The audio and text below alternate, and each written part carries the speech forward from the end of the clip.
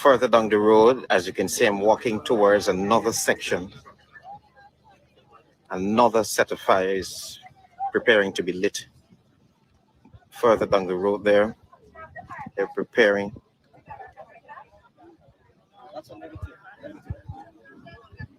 This is between Hillfoot and Kurukururu on the Linden Source Highway. I understand that a fire truck has been deployed to the area. Can't reach us yet, but a fire truck has been deployed to the area. This is the situation here at Hillfoot between Kurukururu and Hillfoot on the Linden Source Highway.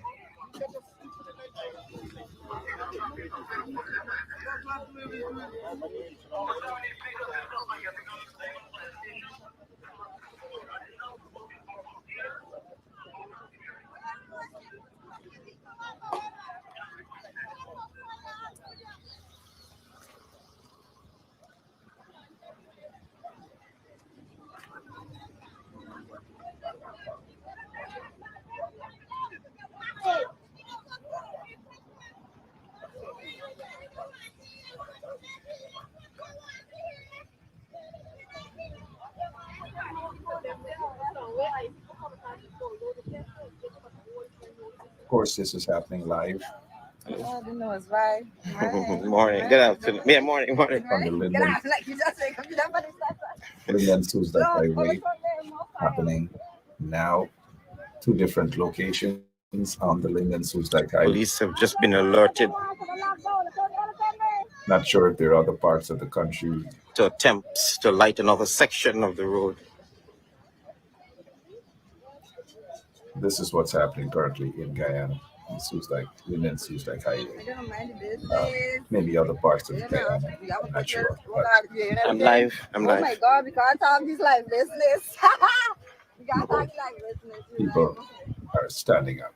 Must cut out my voice. Don't let them hear me mouth. Too late. Too late? Yes. Oh God, they hear me mouth just like up. It's too late. Yep. Oh God, I don't. Spread the word so that let's try to avoid smiling and speaking sometimes, you know. Yep, Travis Chase is live there on the ground, so spread the word, share the link so that people all over social media can see what's happening in Guyana. So let's see what this is going to be like, this sort of confrontation. Citizens are beginning to fight back. They're standing up. They're not taking any crap, and we applaud those citizens who are doing it in a very peaceful manner. So we will be monitoring. In fact, we are monitoring the situation to see how the police treat these folks. These folks are frustrated. They're upset, and rightly so.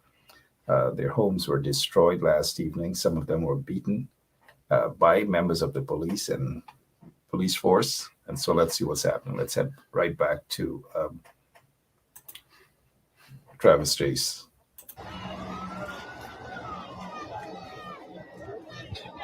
And let me see how this will unfold. I can hear sirens in the distance.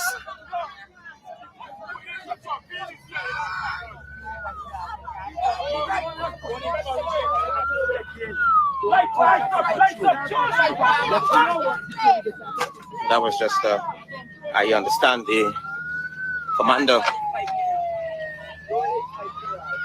of this police division has just arrived.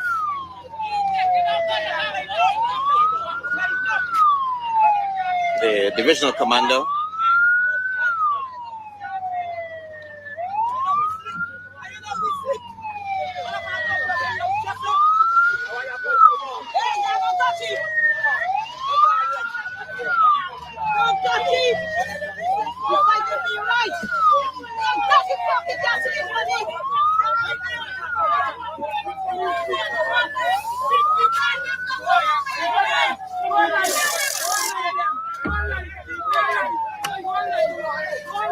Watch it. Sorry.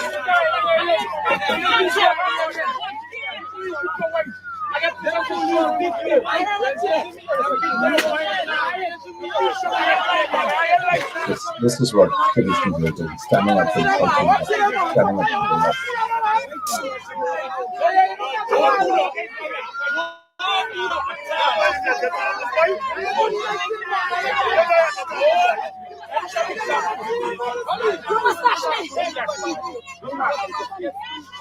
It's a confrontation between the police, the commander, Mr. Mahinder Singh.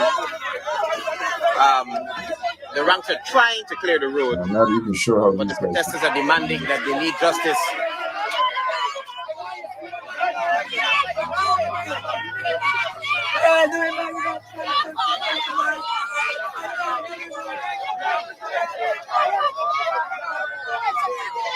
That's what the residents have to do. Look at what's happening here.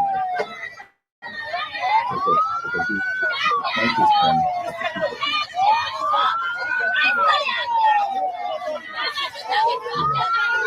The residents have to do what they have to do.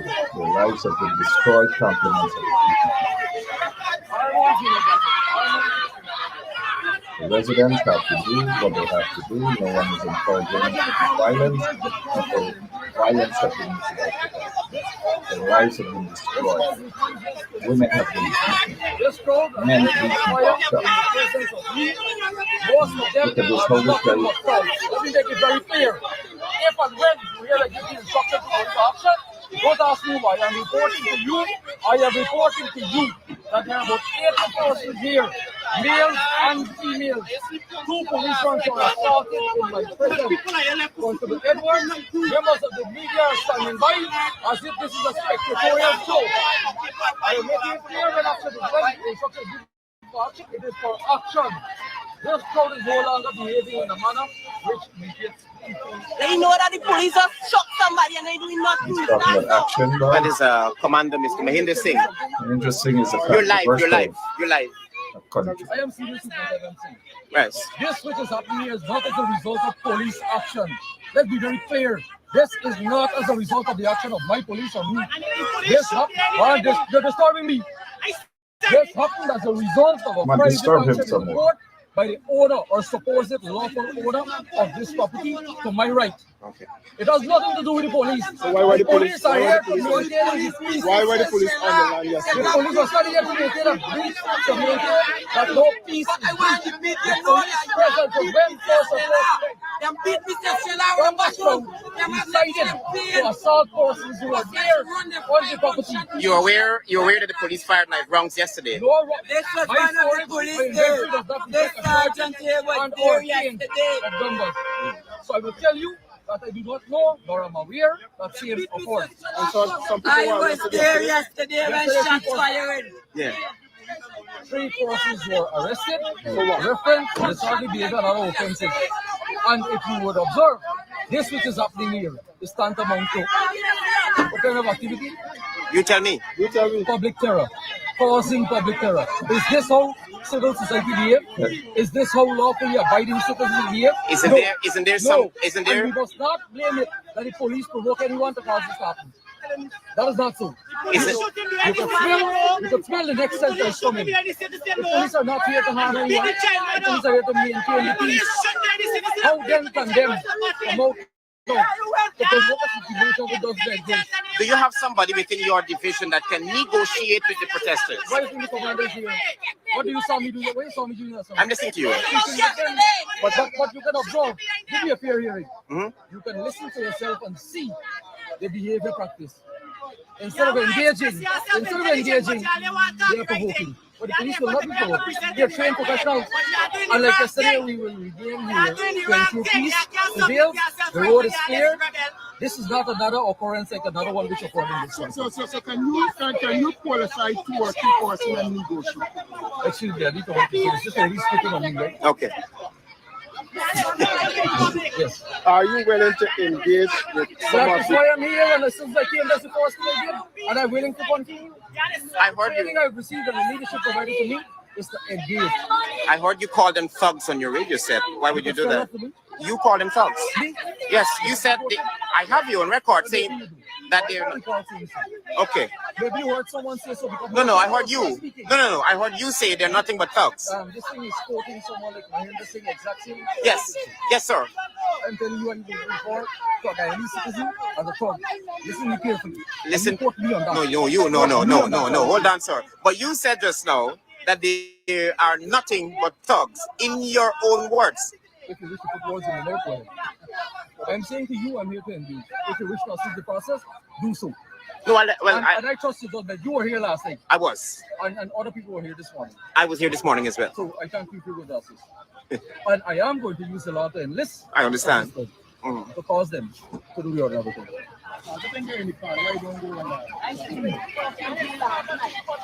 Enjoy the Mississippi. Got a job to do. Controversial guy is now commander.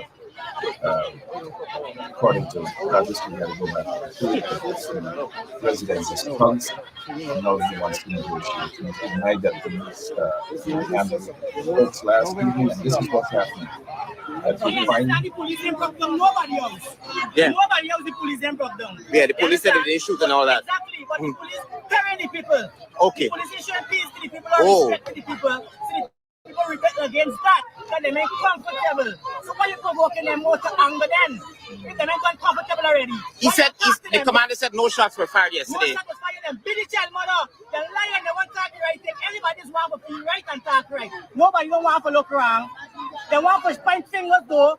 Everybody want to point fingers though. Nobody want to look wrong. Thank you, brother. You understand? So that's all I want to say. I live on the highway here. And it's kind of sad, right? But no, it's touching last night to see that children at my back door to sleep. Wow. No, it's a sad thing, but I'm glad the government could look into it and help these people out. Thank you. So zinc structure has been placed in the middle of the road. We see the arrival of okay, you just stay in the corner, right? Stay away. Yeah.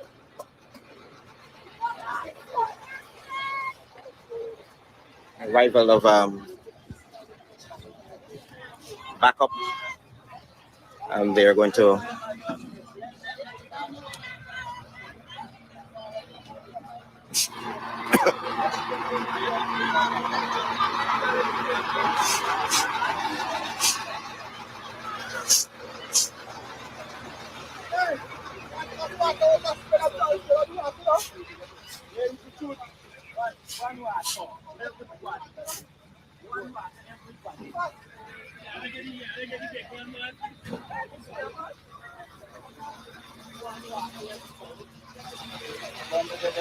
He did say thugs. Apparently the fire truck, He did say thugs. but maybe they don't have water. Yeah. The residents are standing up for their rights. Residents throughout the country should stand up for their rights whenever they're being brutalized. So if you have business up the Linden Like Highway, do not approach until the police have rectified the situation. This is at the beginning of Hillfoot. Tall zinc structure has been erected in the middle of the road, supported by T-shores and other forms of debris in front of the fire service. Now, that was the police officer who said he don't have time to wait. The same brown clothes. yes, this is the commando. Yes, but he said you don't have time to wait. That's knock down a move. You don't want some to catch you in this place. He lied. Lies is that. He said no shots were fired yesterday. Shots were fired. He said that. He said Shots were fired. yeah. The man who videoed the carry. The man who videoed the shots, they beat you and carry up. They beat the man like a dog and carry. Wow.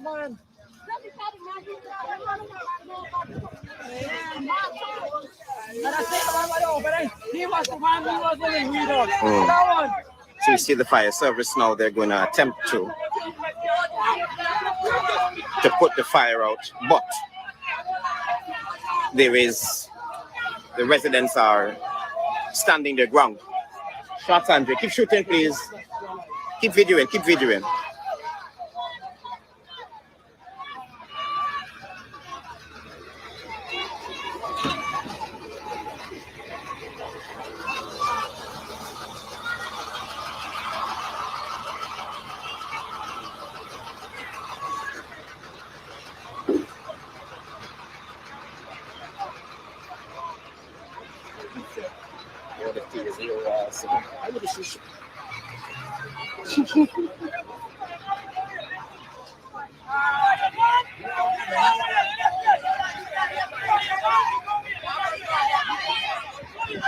Sorry.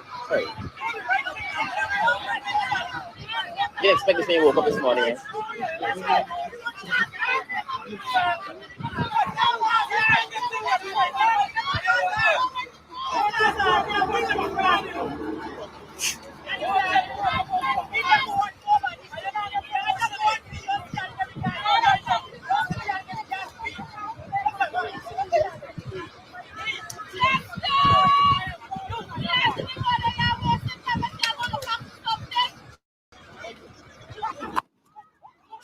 Shots. Police, move back. The police have opened fire. 2 shots. They're shot. Look. Oh my goodness. Watch it. Go home.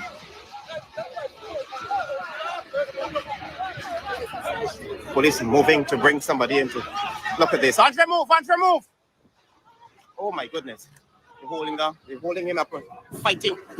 This is holding on. They're holding a protester. Don't kick him. Don't kick the guy, man. Just take him into custody. Don't kick him.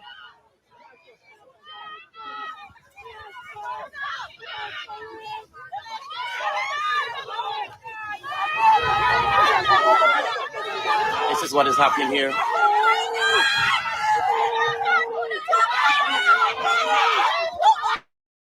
It's a shot. Hello. The police are attempting to get the protesters. Yeah. I'm moving.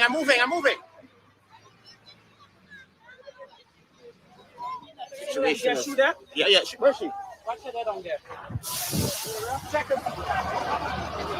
Auntie, where were you shot? You were shot? Where? I'm making peace for the people to stop for the police. Yeah, I saw that. Let me see the shot. Oh, the bullet grazed you. Oh my goodness. I see it.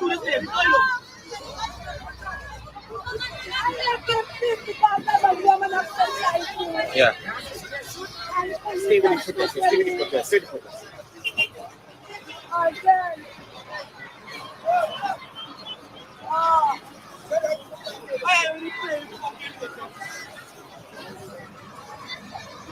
So a bullet has grazed a bystander. She's bleeding.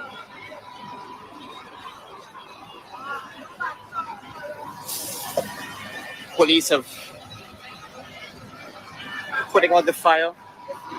Where do you live? You need to get help. You need to get emergency. You need to get immediate help.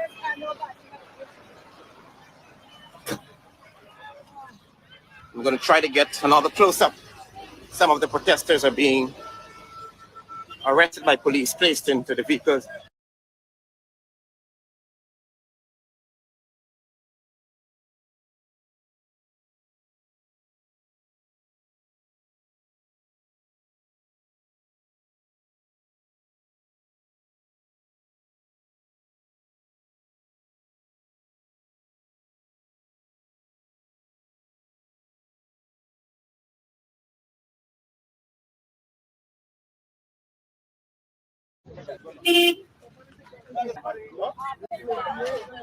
She was not. The lady who was shot was not. No, she was not.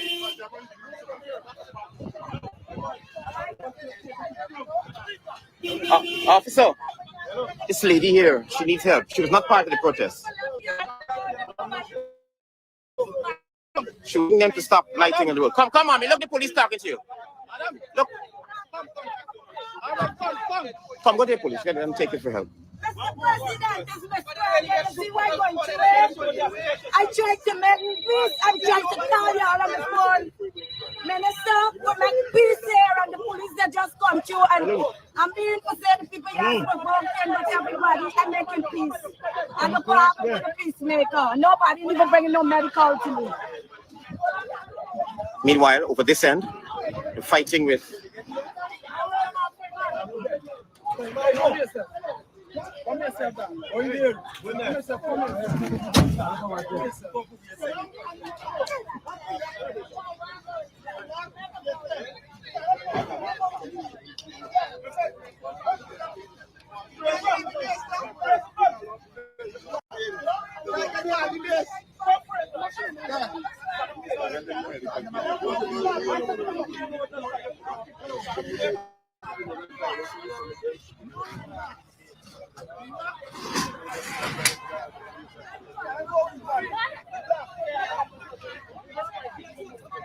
Hey, hey. Hey, come on. Yeah. Shot, another one.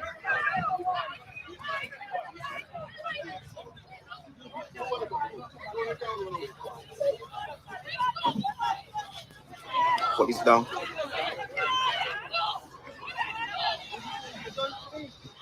Hey! Don't feel Jesus Christ.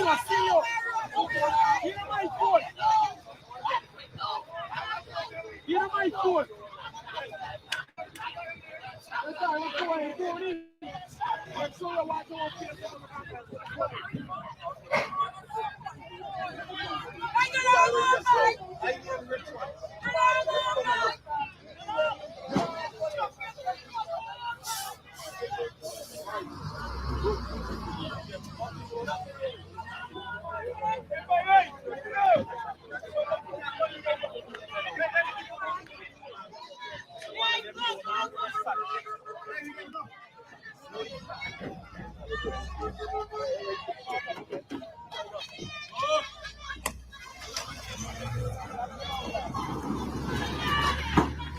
T.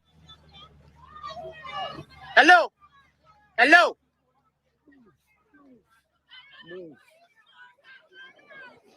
Move from there.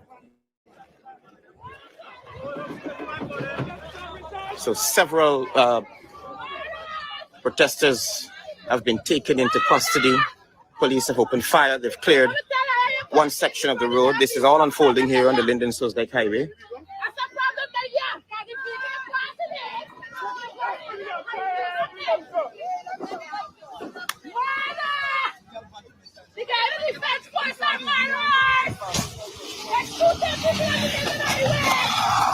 We can't stand up for we rights. We can't talk. We can't protest. The people come to bulldoze the place and we can't talk. They're murderers. A woman needs medical attention. Oh God, that's what we facing in Guyana right now. Murderers. My brother up on the vehicle and he do nothing on this fucking vehicle passing here. They shoot me, right? Let me see your hands. Murderers. Where is it? Yeah, they shoot me, right? Yes, we are. Okay. Make sure you put it up, you know. It's up. It's live. It's live. It's live. This is not a fucking joke. Don't curse. Don't curse. They shoot fucking. They shoot me. They shoot us, not one. About watch. Just watch. Watch, sorry. Watch. They shoot me. Murderers! So now get fired. The was on the road. Need to be fired. We need justice. They need to be fired. As murderers! Fired. Guyana police fired! The Guyana police fired! Fired. They shoot me. They shoot us. This is a corrupt fucking country. You want to stand up for yeah, shoot the fucking us and people. Yeah, fight for the rights.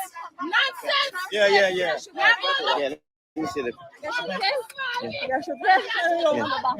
Yeah. I see a husband gun in the vehicle. I see a husband gun in the vehicle. Don't look for the fucking criminals in their mouth. I'm about to shoot to shoot Alex. Don't have to sponge up because those fucking attempted murder. Oh, yeah, I want to take it off the end of the fucking right now. See, I'm in our own place.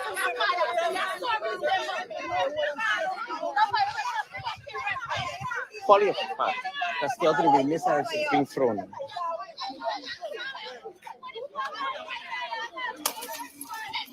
See?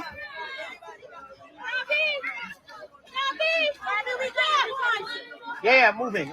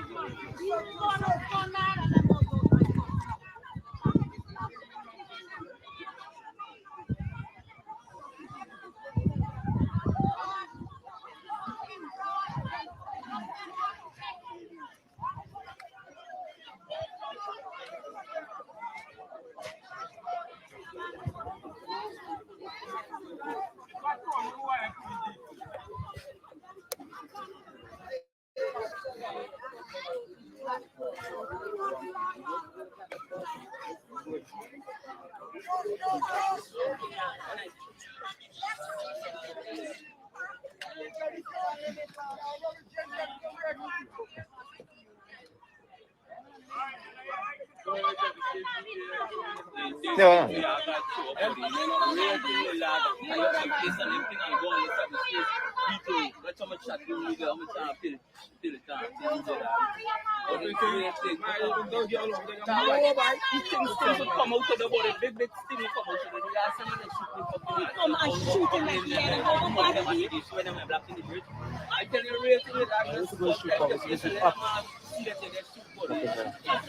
You know, this is happening now. I've seen a couple of comments where folks are asking whether this is now. Of course, it's live. It's now on the Linden Soesdijk Highway.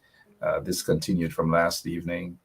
People were brutalized by members of the Guyana Police Force and other questionable characters representing the PPPC, and also in defense of some questionable businessman who is claiming the people's land. And this is the lawlessness that the PPP has been encouraging since they have gotten into office through questionable circumstances. They go into communities, they remove people by force from their properties, and they brutalize the people. You just saw live on social media that the police opened fire on the people. Police commander, we'll get back to that tape, allegedly called the people thugs even before. As he stepped foot there to negotiate, he called them thugs. We will get back to that tape recording. This is something that's happening live right now. People want real leadership on the ground. We're not seeing leadership. The people just need that guidance. Hence, we see that there's a call for the APNU AFC members of parliament to head down there. And I'm not saying that all of them should, but at least we should see quite a few of them on the ground from the leadership of the PNCR as well, on the ground with the people to find out what's going on, to show representation and all these manner of things. Representation doesn't come from a silly Facebook post to talk about what we already know, what we have already seen live from last night to now. People need to see our representatives on the ground as these things happen on the ground. There's no time for, hold back. Who gets vexed? Well, that's their prerogative. But at the end of the day, this is a sad situation that's happening in the country right now. We're told that people out in Linden might be planning the same. We're told that people on the quarantine might be planning the same. People out in other parts of Guyana might be planning the same to shut the country down. If it happens, people are doing this through peaceful means. And we didn't see this when people vent their frustrations in other parts of mainly PPP strongholds. They weren't treated like this. The installed president and all of them rushed down to assist, and they rushed with hundreds of millions of dollars to dole out to their support base and say, look, take this money, take this compensation. But not a single regime representative, not a single representative from the PPP is out there to sympathize with the people. Instead, what they did, they hoods their dogs in the Guyana Police Force after the people to shoot and brutalize the people. We've seen women being shot. And this is not propaganda. You've seen it live right here. Women and others being shot right here, live on TV, live on social media. So this is what's happening right now in Guyana. We have seen it. But so some of you who have never seen it, you got this chance to see it firsthand as to what is happening. But we're not hearing that people are preparing to go on the ground. I see Shivani said that one of the MPs is preparing to go on the ground. It's almost 10 o'clock. They should have been on the ground since it got bright. They should have been there on the ground with the people. I'm not sure where Annette Ferguson is. Annette Ferguson, the member of parliament, she is a shadow minister of housing. It's 10 o'clock. She should have been on the ground already. All right, let's get back to the people, please.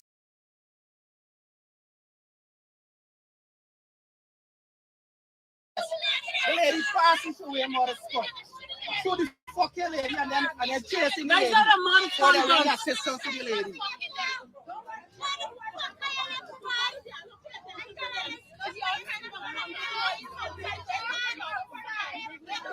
Smiley should kill up all of your mother's fun bike. I hear this pump there stupid things bike. All I hear them are from my phone. You guys it? This man get shoot to Travis. Travis, this man get shoot to. This man get shoot to. Okay, what's the man? What's the man chest? And put on the jersey, let the man see where the thing pass through. Put on the back, you see me pass through the jersey. The man is like joking people. That could have been people who are not here. Who walk up and say people for them to use.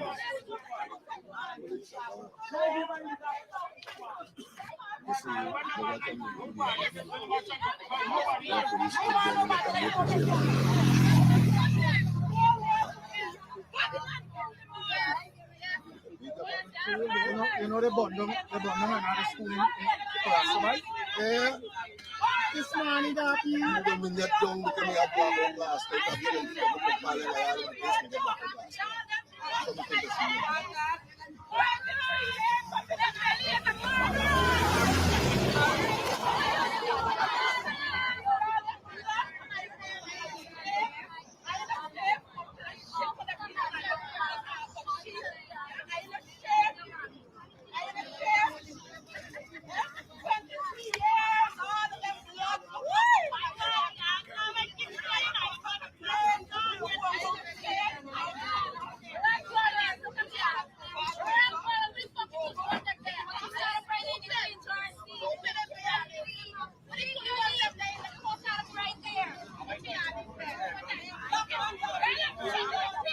of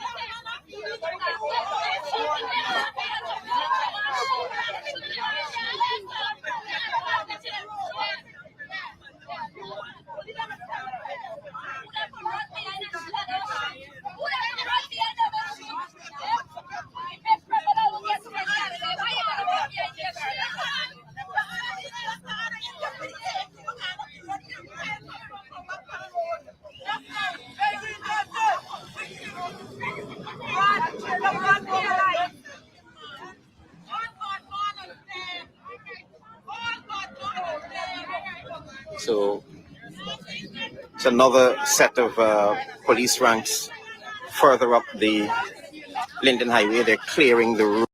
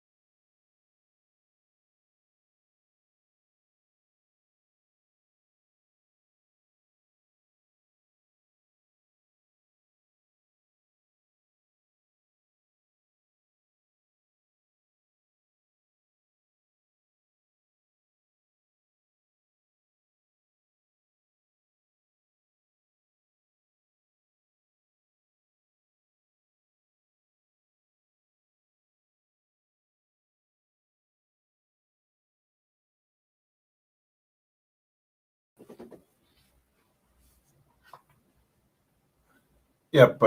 As you know, this it's a Linden Highway, so there is oftentimes they have this interruption with cell phones and cell phone calls, and because if you in the past, if you did speak with anybody on the Linden Suicide Highway who were those folks who are traveling, they will tell you that you know reception is very, very, very, very poor. Um, and this is what's happening on the Linden Soestdijk Highway at this time. We are hoping to see representatives of the APNU AFC on the ground with the people. Um, we haven't seen any, but I was told that Nima Flu was out there with a camera live on Facebook. And what we're talking about is a heavy presence, a heavy, heavy presence. Um, Somebody said Granger is quiet too. I don't know, like everything seemed to be Granger now these days. Granger is quiet. Granger, I'm told, is currently in a hospital in Cuba, um, undergoing medical checkup. Let's focus on the current leadership right now, which is what's absent at this point in time. So let's just be straight up. All right. So good morning. It's not too much of a good morning for those who are in Guyana. Another dorm burnt out in Region 9. There's a fire out in in South. Um, Another fire out in South. And then we have the protest on the Linden Soestdijk Highway. Lots of things happening. Air Finale is in hiding. Jack Dio, the usual mouth talker, the usual mouth talker. Let me say to you guys, this is not a morning for crap, but who call out who? Because let me say this to you, Mark Henry. If you need for me to address you, I'll address you. When I was calling out Grange and the coalition, you guys were quiet. You guys were cussing out. You guys were calling people like myself and a few others bitter people and all manner of things. So let's don't go that way. Let's don't go that route at all. All right. So don't tell me that I don't call people out. I call everybody out. But when we were calling out the coalition, what the coalition did, you guys did. You guys were quiet. You guys were calling us bitter. You guys remember David Hines and Lincoln Lewis fired from the Chronicle for doing the same thing. So don't come with the BS here now. All right. It's I'm not in the mood for the BS. So we're still waiting to get some sort of a connection back. Connection back. I don't know. Can somebody tell me whether the protest is still there? We have our operator Lemon is trying, and so we're talking about the current leadership now that is absent from the ground for the most part. They have a few MPs who are doing their thing, and we applaud those few MPs. But now the people are in need of real leadership. That is what the people. Thank you, Ivani. Yeah. Um, Thank you. Travis probably either ran out of his battery died or very poor internet connection. After 20 something years of the corrupt and racist PPP regime, we still can't have proper internet in the country. We just can't have proper internet at all in the country. Proper representation in the country as well. We hardly see the leadership of the AFC on the ground. We hardly see Ramjatan on the ground. We hardly see Cathy Hughes on the ground. We hardly see David Patterson on the ground. And for some of these people, well, we got to give um, the guy that, sorry, Duncan. We got to give Duncan some credit. Duncan um, is probably the busiest of the AFC people. Got to also give some credit to MP Ramsroop as well. And there are just a few who do their things within the AFC. But the top leadership of the AFC seem to gone into hiding. They seem to gone into hiding. We don't see Camarade at these sort of things. We don't see Cathy Hughes at these sort of things. I don't know what's happening. We don't see um, David Patterson and these sort of things. And I mean, I understand that people can't be everywhere, so don't get me wrong. But when there's time for leadership on the ground, people need to see these elected officials. They don't need to see an elected official just on a press conference, a weekly press conference, and they talk up and that's it, or they issue some Facebook post.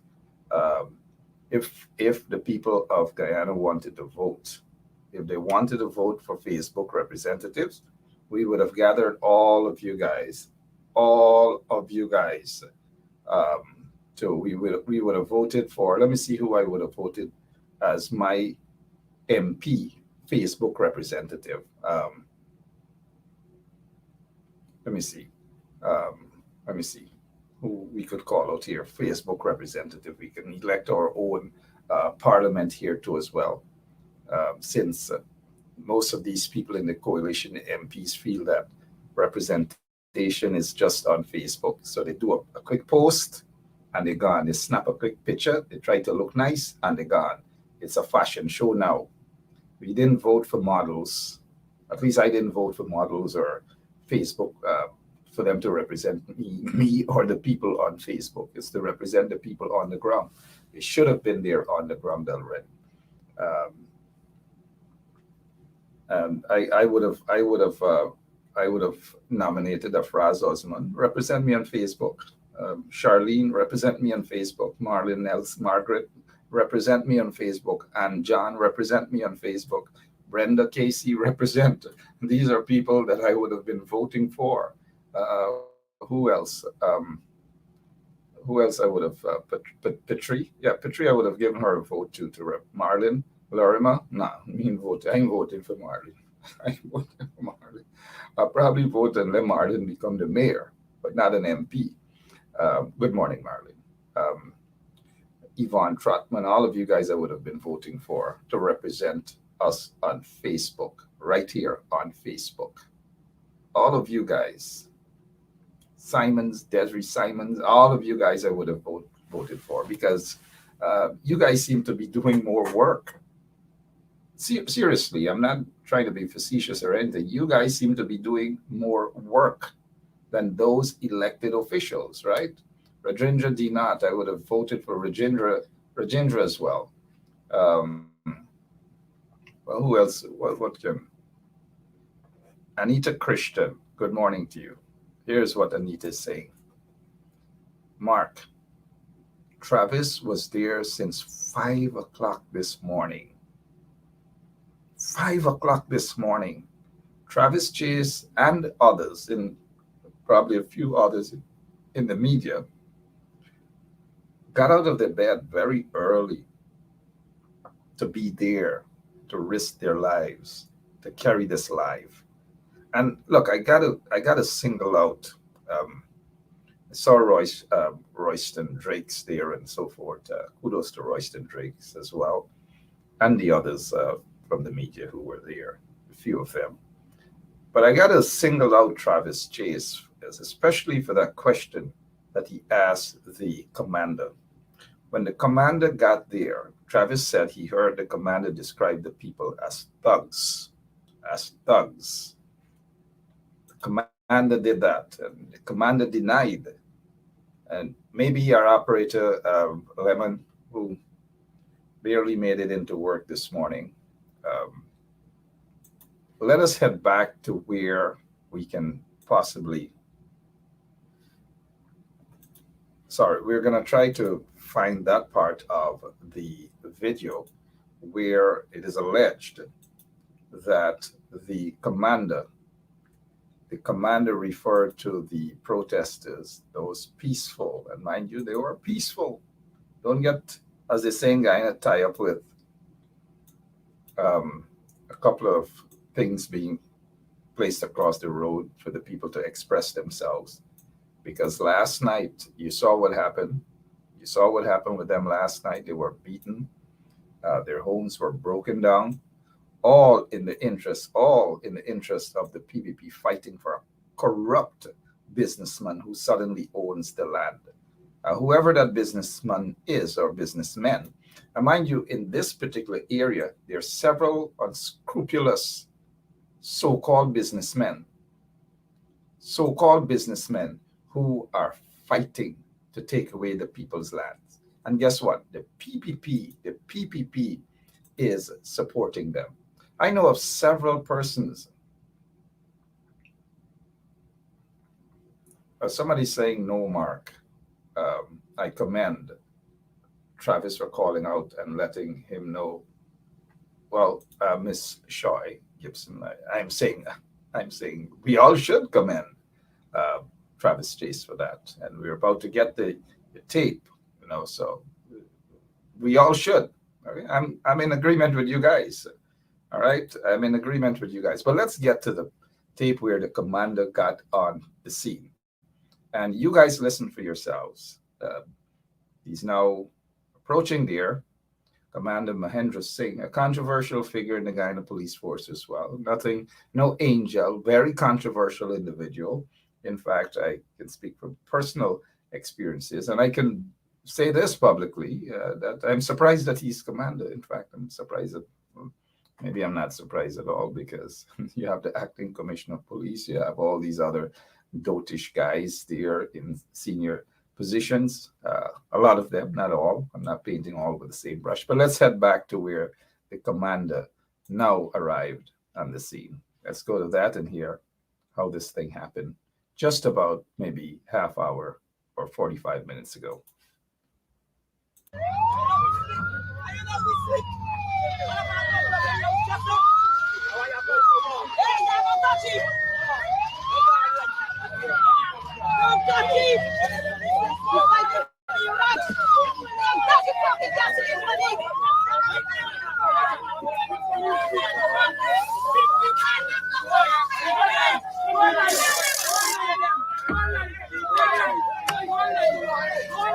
Watch it.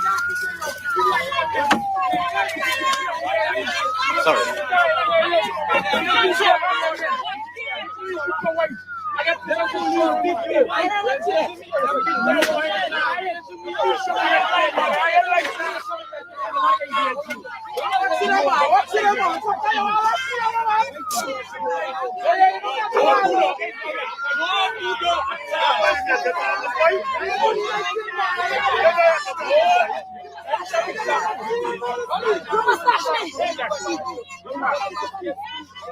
It's a confrontation between the police, the commander, Mr. Mahendra Singh.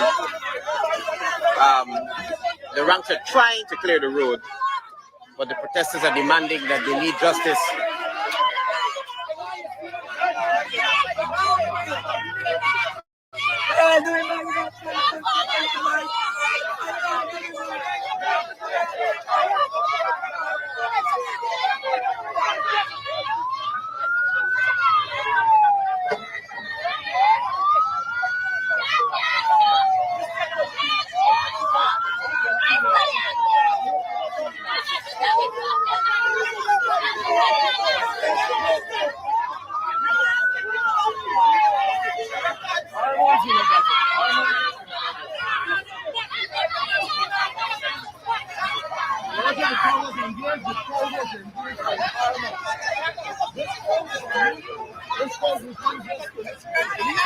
This crowd has lit fire in the presence of me.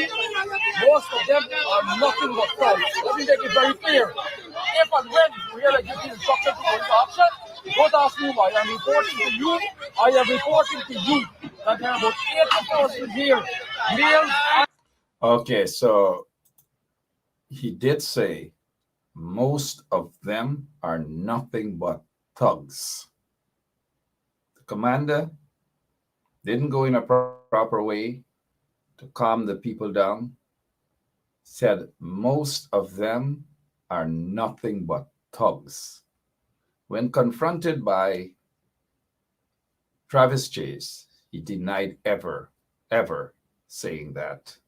He never said that. That is according to him. You guys heard. We'll go back to that. We'll go back to that portion.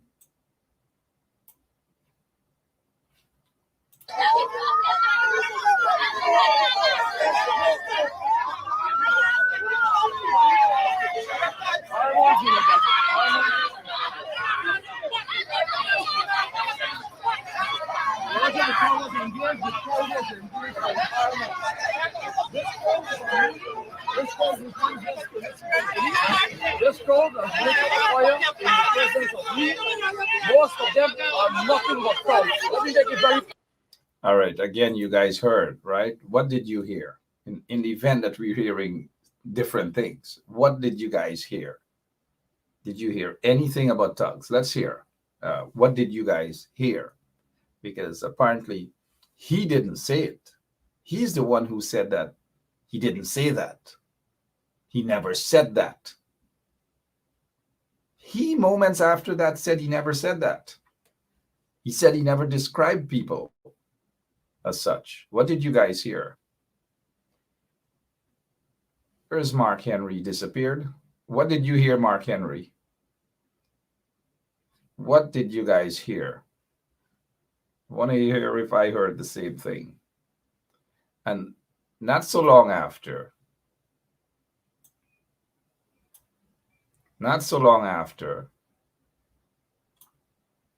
we'll get to what he said to Travis Chase. They know that the police have shot somebody and they do nothing. That's all. That is Commander Mr. Mahinder Singh. You're live. I am serious about that. Yes. This which is happening here is not as a result of police action. Let's be very clear. This is not as a result of the action of my police or me. This happened. You're disturbing me. This happened as a result of a private action in the court by the owner or supposed lawful owner of this property to my right. Okay. It has nothing to do with the police. So why were the police? are here to maintain the peace. Why were the police on the land The yesterday? police are not here to maintain a peace, to maintain that no peace is breached. The police present was when first supposed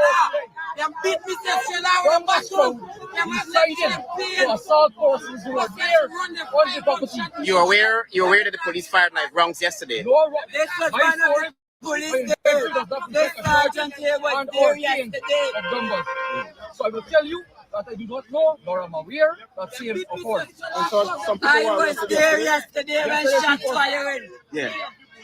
3 persons were arrested for reference to disorderly behavior and other offenses. And if you would observe, this which is happening here is tantamount to what kind of activity?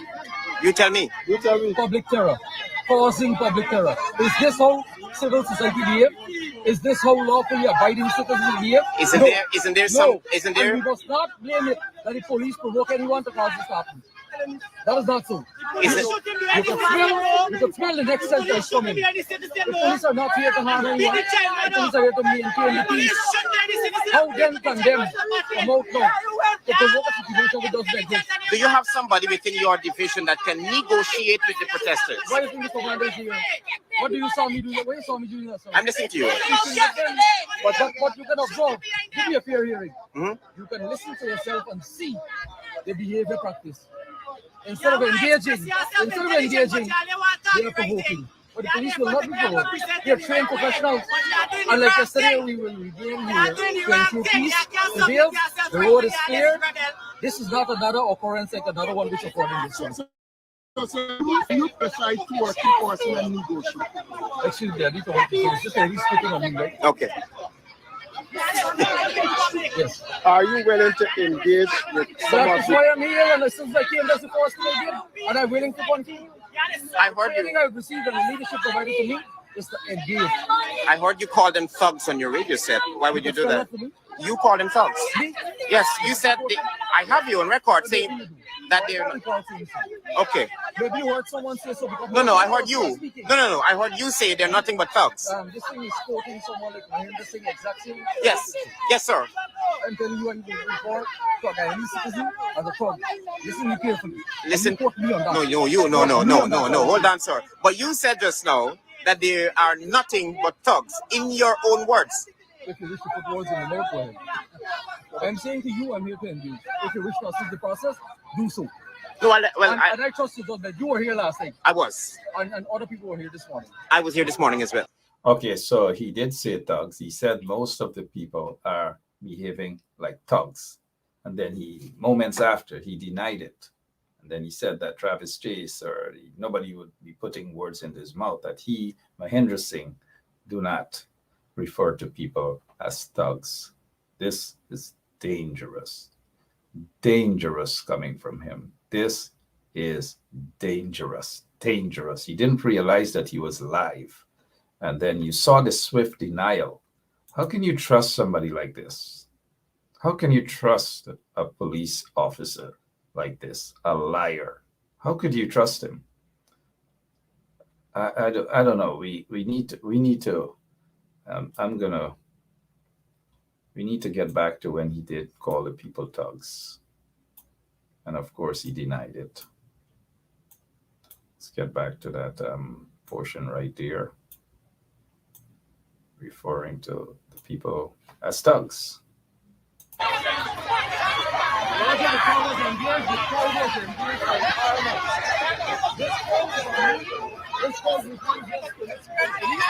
This crowd has lit a fire in the presence of me.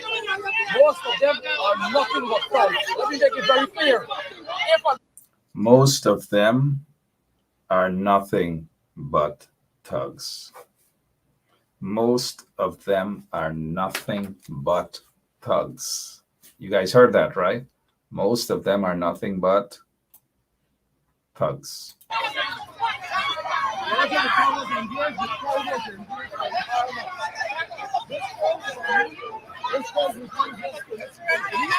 This crowd has lit a fire in the presence of me.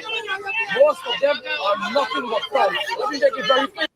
All right, so you heard that. Most of them are nothing but thugs. And then, not so long after, let's get straight to the denial. Not so long after, less than 2 minutes after, this is what happens. I heard you call them thugs on your radio set. Why would you do that? You call them thugs. Yes, you said I have you on record saying that they're okay. Maybe you heard someone say so. No, I heard you. No, I heard you say they're nothing but thugs. This thing is quoting someone like Mahendra Singh exactly. Yes, sir. I'm telling you, and you report to a Guyanese citizen as a thug. Listen to me carefully. Listen. You quote me on that. No. Aren't we just all fed up? Did you guys just hear that guy said no? Wow. This is shameful. Shameful. Just call the people thugs. Then a minute or 2 minutes after said that he would never, Mahendra Singh, would never refer to a Guyanese as thug. Oh. Wow. Dangerous bunch of people. Seriously, dangerous bunch of people. Dangerous. And then the Karasabai fire. Thankfully, all were out safe. There was a fire this morning in Karasabai.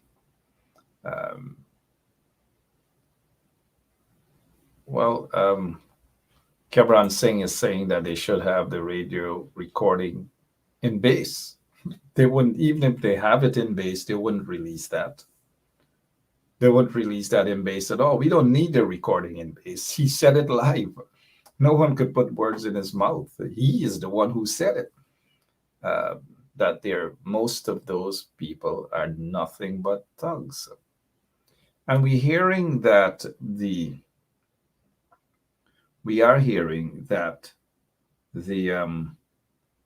the building or that plot of land that they're fighting for, some guy by the name of Bashir Mohammed.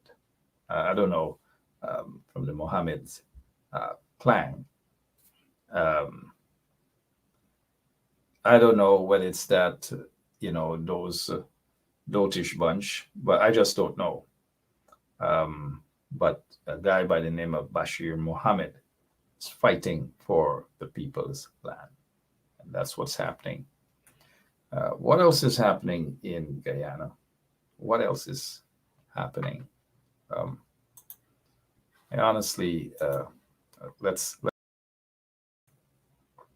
sorry about that. How can you trust this guy? Just imagine he's going to write a statement. Just imagine if he writes a statement, a confession statement, or come and tell you that someone has confessed to a crime. Just imagine, what would you think of that statement? Just imagine he goes into a witness box to give statement. How do you think people would interpret that statement coming from this guy? You know, it's like I honestly, I don't know what else to say to you guys any longer. This is social media. This is social media, albeit through 107.1 FM. But this is social media. This is what you guys get to see firsthand. This is no propaganda. If it wasn't recorded live and someone repeated it, then he would want to take action against that individual. He wants to sue people. Sue because they're doing all manner of things to his character. I don't say that. I don't refer to Guyanese as thugs. I don't. But I bet if he was out there in Bat settlement and so forth, or even if people were protesting at Manripo, you would not describe them as thugs, but he feels comfortable describing those people, most of those people, and we know who most of those people are. And so he is comfortable describing them as most of them are thugs. He's comfortable with that, right? He is comfortable with that. And I am not comfortable with that coming from him at all. And in fact, since he has been caught lying, he should be disciplined, and there should be an apology, even though those things don't happen. But let's go back. You want to hear him for yourselves, right? Listen to him. Most of them are nothing but thugs. Let me make it very clear. If and when we hear that you give instruction to go into action, most of them are nothing but thugs. Let me make it very clear. Most of them are nothing but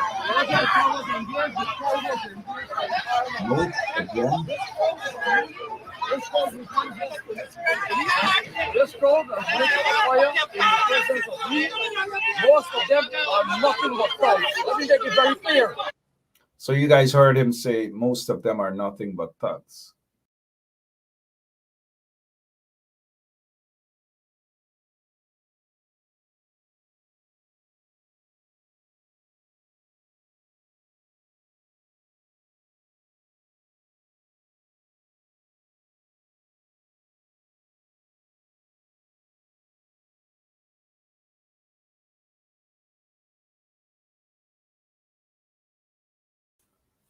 Yep. So sorry about that. So that's what you heard there, right?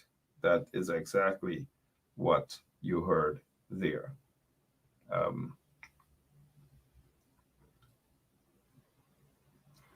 That's exactly what you heard there, and let us according to sorry about that. Yeah, according to. We're not seeing. Sorry about that. We're trying to get to another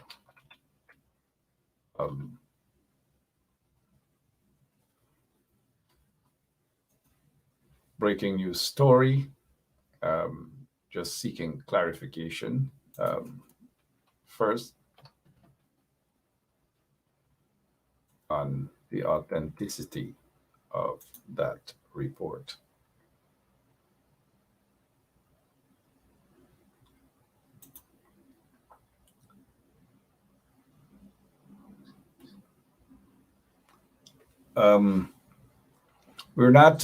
We're hearing that. Sorry about that. I'll take another phone call. Don't go anywhere.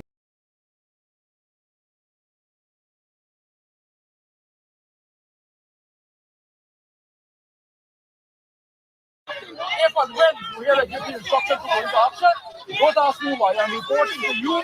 I am reporting to you that there are about 80 persons here males and females. 2 policemen were assaulted in my prison. Constable Edwards, members of the media are standing by as if this is a spectatorial show. I am making it clear that after the instruction is given for action, it is for action. This crowd is no longer behaving in a manner which befits people. They know that the police have shot somebody and they doing not do that. That is Commander Mr. Mahinder Singh. You're live. I am serious about what I'm saying. Yes. This which is happening here is not as a result of police action. Let's be very clear. This is not as a result of the action of my police or me. This happened. You're disturbing me. This happened as a result of a private action in the court by the owner or supposed lawful owner of this property to my right. Okay. It has nothing to do with the police. So why were the police? are here to maintain the peace. Why were the police on the land The yesterday? police are starting here to maintain a breach, to maintain that no peace is breached. The police present was when first supposed Them beat me to from Moscow decided to assault persons who are there on the property. You're aware that the police fired knife rounds yesterday. No, This was my one of the story, police my there. inventory does not This protect a sergeant here was and there or chain yesterday. of numbers. So I will tell you that I do not know nor am aware that same occurred. And so some people I were was arrested there yesterday. yesterday when shots fired. Yeah. 3 persons were arrested for reference to disorderly behavior and other offenses. And if you would observe, this which is happening here is tantamount to what kind of activity? You tell me. You tell me. Public terror, causing public terror. Is this how civil society behave? Is this how lawfully abiding citizens behave? Isn't No. there No. some? Isn't And there? we must not blame it that the police provoke anyone to cause this to happen. That is not so. Is it? You can smell the next sentence coming. The police are not here to harm anyone. The police are here to maintain the peace. How then can them come out now to provoke a situation which doesn't exist? Do you have somebody within your division that can negotiate with the protesters? Why do you think the commander is here? What do you saw me do? What you saw me doing that? I'm listening to you. But what you can observe, give me a fair hearing. Mhm. You can listen to yourself and see the behavior practice. Instead of engaging, they are provoking. But the police will not be provoked. They are trained professionals. And like yesterday, we will remain here to ensure peace prevails. The road is clear. This is not another occurrence like another one which occurred in this one. So can you qualify 2 or 3 persons and negotiate? Excuse me, I need to hold the police. Just he's speaking on me, right? Okay. Yes. Are you willing to engage with some That of is the why I'm here, and since I came, that's the first thing I did. And I'm willing to continue. I heard Everything you. I've received and the leadership provided to me is to engage. I heard you call them thugs on your radio set. Why would you do that? You call them thugs. Yes, you said I have you on record saying that they're not. Okay. Maybe you heard someone say so. No, I heard you. No. I heard you say they're nothing but thugs. This thing is quoting someone like Mahinder Singh exactly. Yes, sir. Look at this thug. Take a look at this thug in police uniform. Just take a look at this thug. This ruthless thug in police uniform. Take a good look at him. He's the commander, Mahinder Singh. No stranger to controversy. Mahinder Singh. Just called up people. He just said most of those people are nothing but thugs. Not long after, 2 to 3 minutes, not 2, 3 days or 2, 3 hours or 2, 3 years, 2 or 3 minutes after, this thug in uniform, this police thug addressed people as thugs. Then, not so long after, his thugs, he and his thugs, they opened fire, shooting several peaceful protesters there. This thug. That is what they did. So he has no moral authority to describe people as thugs, when in fact, he needs to look into the mirror. He's a bigger thug than those people who lost their homes. Their homes were broken down. They were brutalized last evening by some members of the Guyana police force who walked into the people's home. We saw that. It was live. We saw it. This is not long time when you don't see things and they could cover up. We're seeing everything live. what they did to the people last evening on behalf of a questionable businessman, a so-called businessman, that they use the police force, these thugs in uniform, this thug that you guys are looking at right now, who feels that he can address others as thugs. Those people there who were burning um, zinc, zinc sheet and burning tires or whatever, they're no thugs. They're reacting to brutality that was meted out to them. That is their reaction. You break people's homes, you destroy their livelihoods. How do you expect them to behave? How do you expect them to react? Do you expect them to go into church or the mandirs or the masjid and just pray? Do you expect them to say, oh, leave it in the hands of Jesus? Do you expect them to say, leave it in the hands of Krishna? Or do you expect them to say, Allahu Akbar, and that's it? They are going to react. And what we're seeing here today, folks, don't get me wrong, please, what we're seeing here today is a direct reaction to the thuggish behavior displayed by members of the Guyana police force last night and operatives of the PPP, the corrupt PPP regime that went into people's community and destroyed the people's homes. I sympathize with those people. Those are not people who could buy a Lamborghini or buy a Ferrari. They can't. Some of them could just probably buy a little bag of Polari. One lady said she saved up her money, about $800,000, but the overall structure and the property is about $2 million. Another man said he just came in from work. He works at the airport. He lost $150,000. These are hardworking people who are reacting to a situation. They have nowhere to live. They have nowhere to go. They have lost virtually everything. Everything they lost. They don't know what to do now. They are frustrated. They didn't pick up guns and go looking for anybody to hurt people. They put those, what is it, tires and whatever else across the road to get the attention of the authority. They didn't burn down people's properties. They didn't hurt people. You guys, you thugs in uniform and thugs in the PPP, hurt those people. It's a reaction.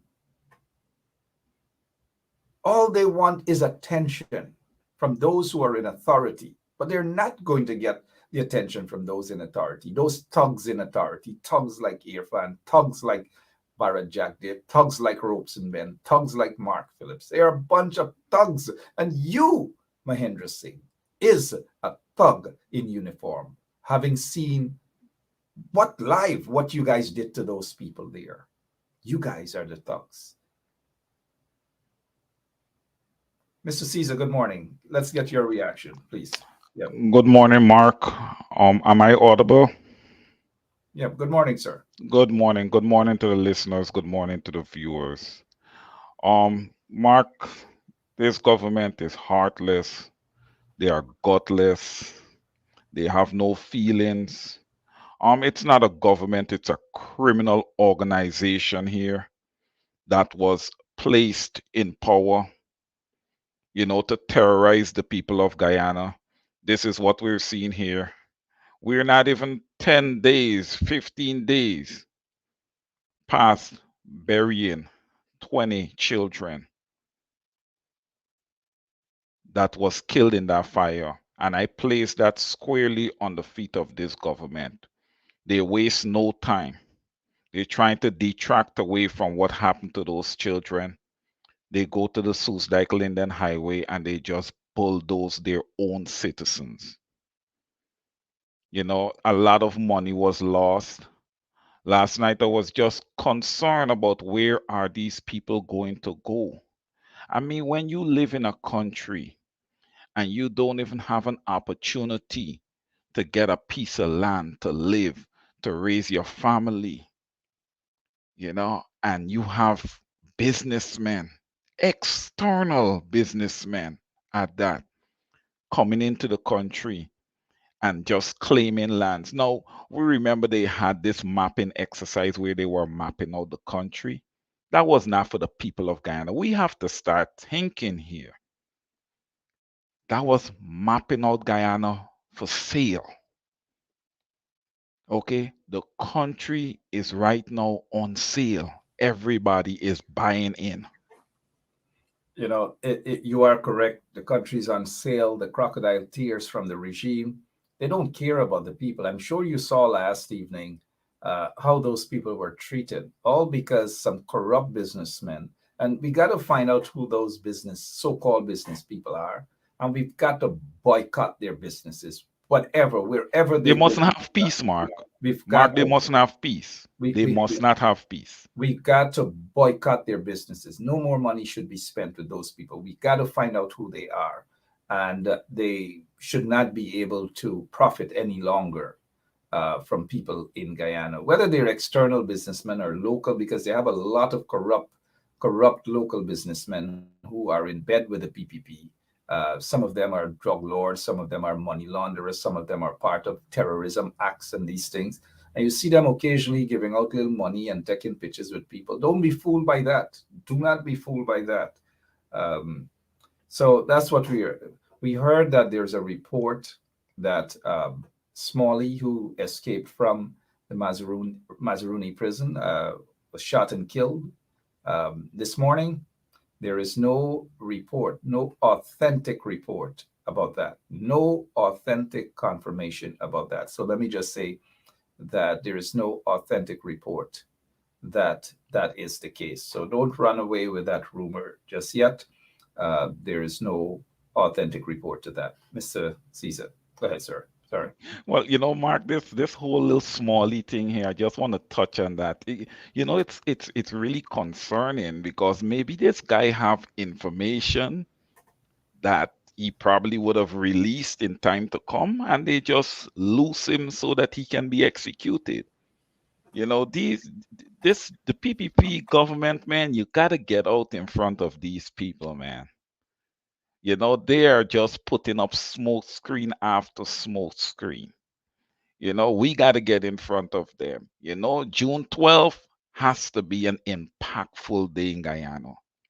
There is no one in Guyana who should be voting for these terrorists. If you have any feelings for your fellow Guyanese, you will not vote for the PPP.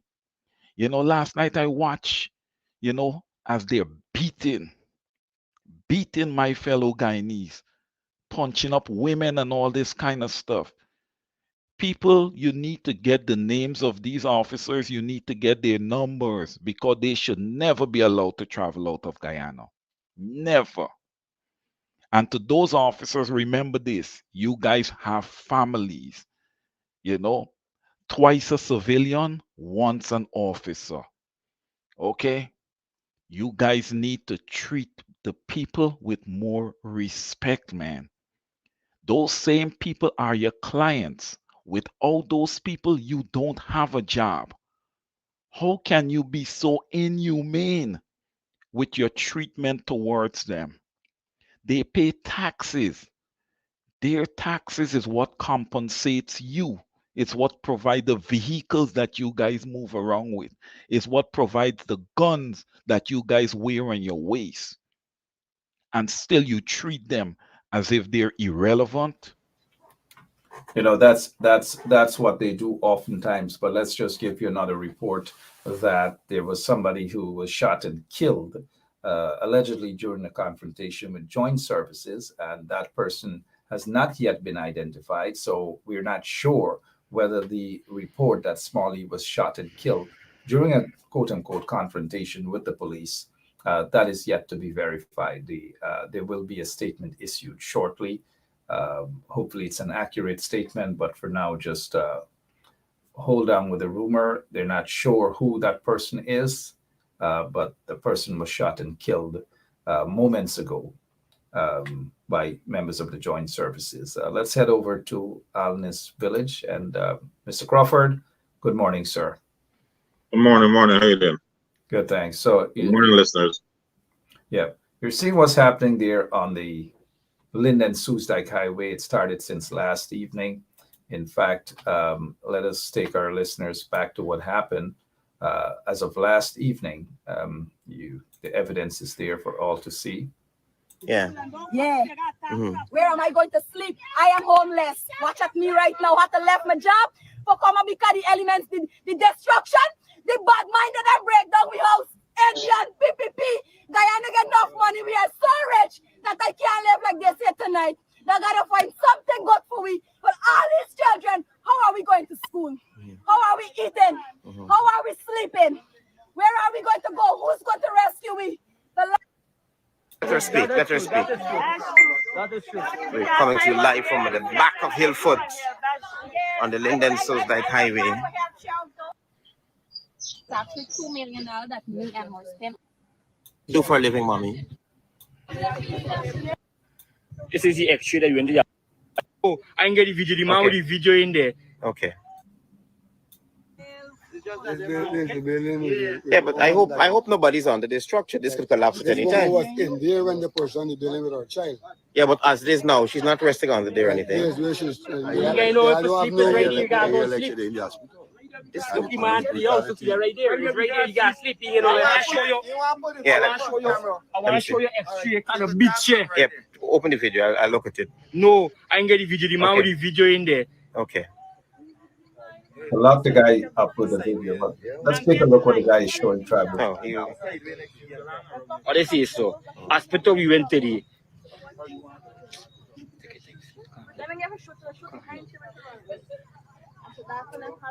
What am I looking at here? This is the extra that we went to the hospital when the police officer beat a female with a button. Kick she in she belly. Beat she and kick she in she belly. How could they do another man's wife though? Yeah? Wow. If she's in hospital still? No, look, she's there. Okay. With your hands still full up. Wow. All this happened today? Yeah, all this happened today. You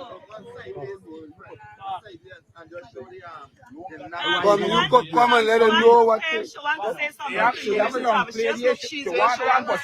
No, okay. I will put it to you around. I'll put it to you.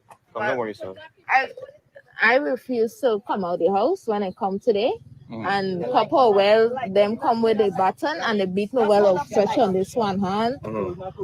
All of my body parts. When they go over to the house, I go in the house trying to pack up certain stuff. They come back, harass me, I run down the hill, they fire gunshot behind me. Plus I had shot behind you? Yeah. Wow.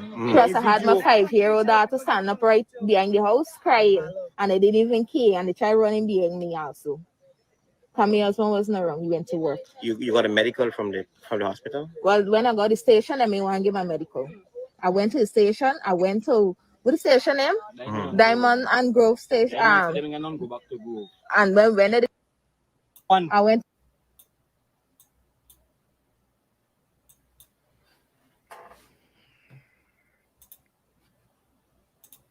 All right, so we heard the people them out there. We saw everything. Mahendra Singh, the commander, denied that police was there, denied that police was involved. We saw it firsthand.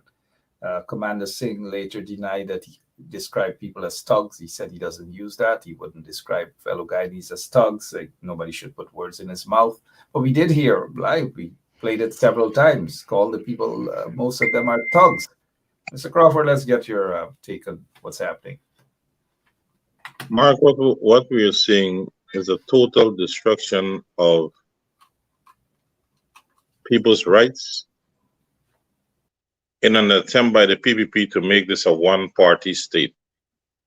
The disturbing thing that I'm seeing is the silence from the international community that are stationed here, the human rights violation, and we're talking about a democracy, and United States is talking about there being the champion of democracy around the world, especially the violation of women's rights.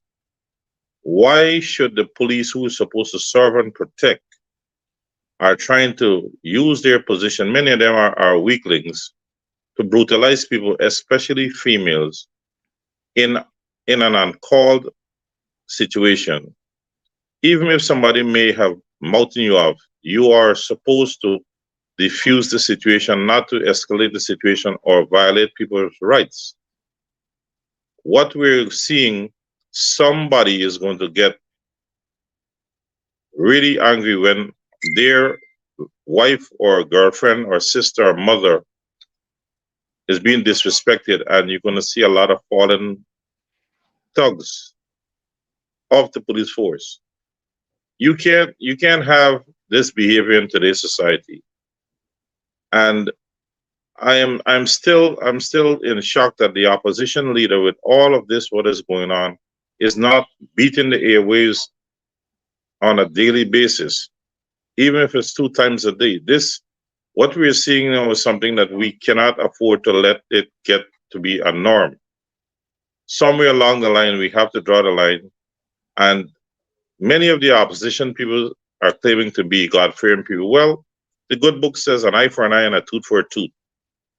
So this is where you, if you really believe in the good book, then you have to react now. This is where your respect, your dignity, your survival, everything is at risk. You cannot have these people, the commander, saying without knowing who he's dealing with, calling people thugs. That is unprofessional, and it's going to have a backlash down the road with him, what he said, because you can't make off the cuff statements not knowing the facts and then on live television try to deny it. He could have said, if he was smart enough, to say, I spoke out of context and let it be. But we're seeing that these people are doing stuff and do not want to own up to it and think it's the normal thing to disrespect people, and it will be okay. You can't destroy people's homes and don't have people to become irate. You take away the little that they have, you strip them of their dignity, they are going to retaliate. It's a normal human behavior because we are a higher class of animals, and when fear and stress kicks in, or animalistic behavior comes in, and those people are right to do what they're doing. And I agree with you. They're 100% in their right. They're not thugs. That thug in police uniform, Mahendra Singh, described those people who were hurt by a system that went after them, a brutal system headed by the PPP regime. So how else do they expect those people to react, Mr. Caesar? Yeah. Look, Mark, when you look at the behavior of that senior superintendent, we cannot be surprised. Listen, lawlessness starts at the top and then it trickles down. And there will be no repercussion. If you have a lawless government, the people who works for that government and under that government can do whatever they feel like, and there will not be any repercussions. JR, also I want to touch on something that you talked about earlier. You spoke of democracy. Democracy is something that you have to fight for. You're not going to just get it like that. That's not how this works. Democracy is something you have to fight for. JR, can you show me where the fight is? We cannot continue to sit in this posture and allow, you understand me, these terrorists to just trample over our people. The posture have to change. The people have got to step out. They have got to step up. They've got to coordinate. They have to come together as one. Please ignore race, ignore class, ignore gender. Don't just have the people of the Linden Soesdijk Highway up there blocking the Linden Soesdijk Highway. That's not doing anything. We have to come out as a collective unit and stop movement in that country. We have to show these people that we are just not going to take this anymore. We don't have to be violent. We don't have to be violent. We could just stop the movement of everything, stop the flow of money, start boycotting businesses. You see, these are the things that we're not doing. So therefore, we're not having an impact on these people. The opposition got to get out there. They used to have Tuesday protests in front of GCOM. I can't tell when last I see one of those. I am starting to really feel funny across the entire government here, JR. I am starting to feel like if there is collusion, I don't know who to trust here. Mr. Caesar, I have lost a lot of communication with people when I said that the wrong people were placed into important positions a few years back. We are having people electing or selecting people based on emotional connections. When you look at the past, you have to go out there and look for people that are structured, and their core values are there, and their commitment to the entire Guyanese nation are first and foremost. We can't have people with a nice smile or body or this and that. No, we have to have people that will work and will stand up for what is right. Right now, the main opposition, the PNC party, they have people who will catapult the party back to prominence within a couple of weeks. They don't want those people up there. And at the same time, by being selfish and what I want to say lethargic, they are hurting the nation completely, because we are not having a resistance to all the wrongdoing that is meted out to the Guyanese people. If the people of Linden, the government wanted that land, there must be discussion. The opposition leader must be a part of the discussion. If the opposition leader is not garnering this respect, he needs to get in contact with people in the international world so we can get this thing straightened out and put the PPP to the test. They were calling for sanctions on Mr. Granger, so let's get the people to sanction them. One of the main things we should be doing right now, if they're acting stupid, then we must fight against the production of oil. Stop the damn production of the oil. Let us all starve, and we'll see who survives. What is going on? You cannot disrespect people because of their race or their ethnicity, their gender, or their financial standing, because you feel that you're almighty powerful because of the money you got in your pocket. You can't go and run into people's place and take away people's homes. And then not only that, JR, expect people to sit quietly. Let me. But Mark, we the are other thing here, Mark. Mark. 1 second, guys. Let's hear Crawford. Go ahead. We are going to have a very serious pushback in this country. People are going to start to react, and the sad part of it, it's not bad to push back violently when people are coming to you violently, but innocent people are going to be caught in the crosshairs, because when you're heated, you would not take time to recognize who is or who aren't against you. And that is the problem here. The innocent lives are going to be at stake, and the few that are causing the problem do not care if their own supporters are hurt in the process.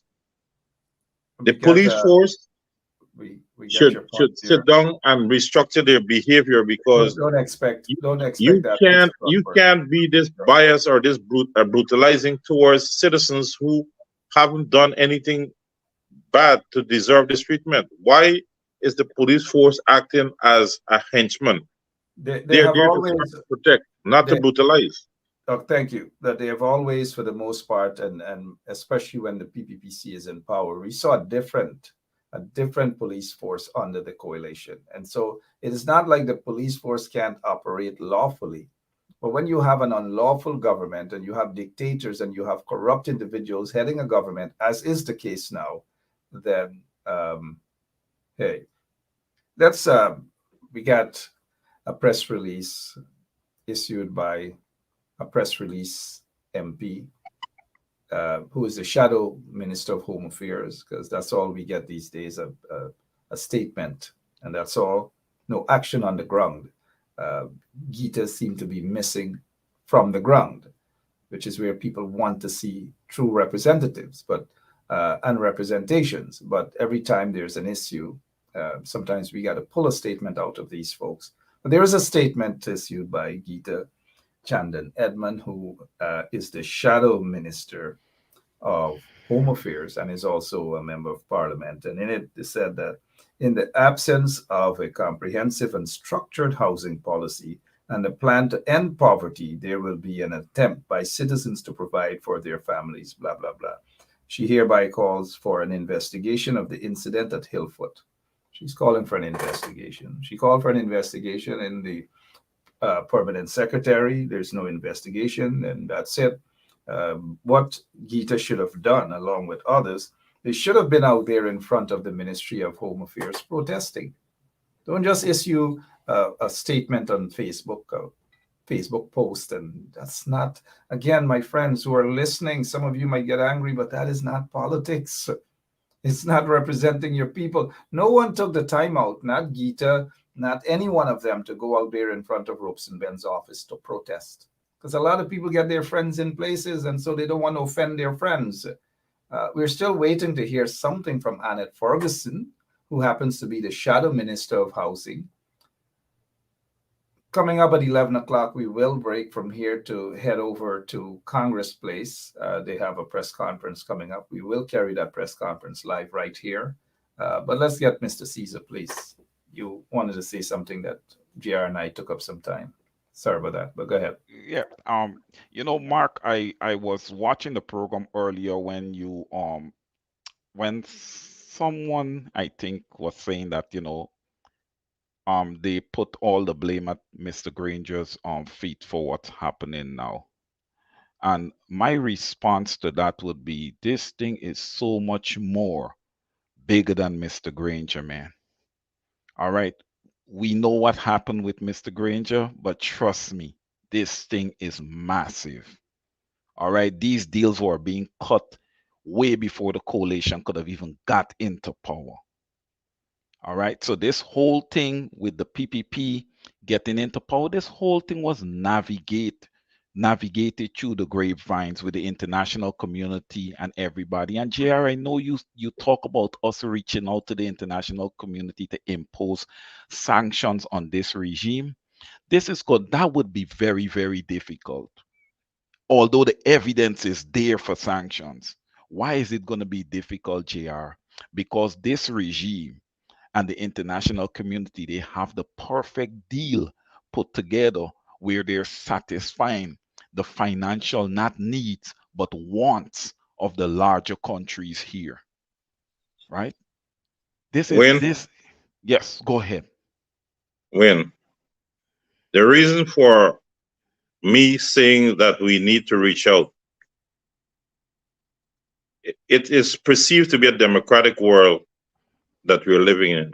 Once you lay the groundwork and you made the attempt to reach out to the big ones to sort this thing out, and you don't have a response or something credible, then you go to the next level. Defend thyself. So no one could come to you and say you should have come to us. You gave them the opportunity to back themselves in a corner, and then you retaliate to primitive methods, which is always going to be a good way out. Because why would I live with someone knees at my neck? I prefer to die on my feet than to be on my knees. And this is what we have to guard against. We cannot allow people to disrespect us as Guyanese citizens just because a few wants to be Maharajas. This is nonsense. What is so hard for any government of the day to respect all of its citizens, have proper dialogue, do not covet people's stuff. If someone had the notion to go and squat on a piece of land there, you didn't go, they went. We must respect them for it. Why is everything that somebody got, the government of the day wants it? But you see, no.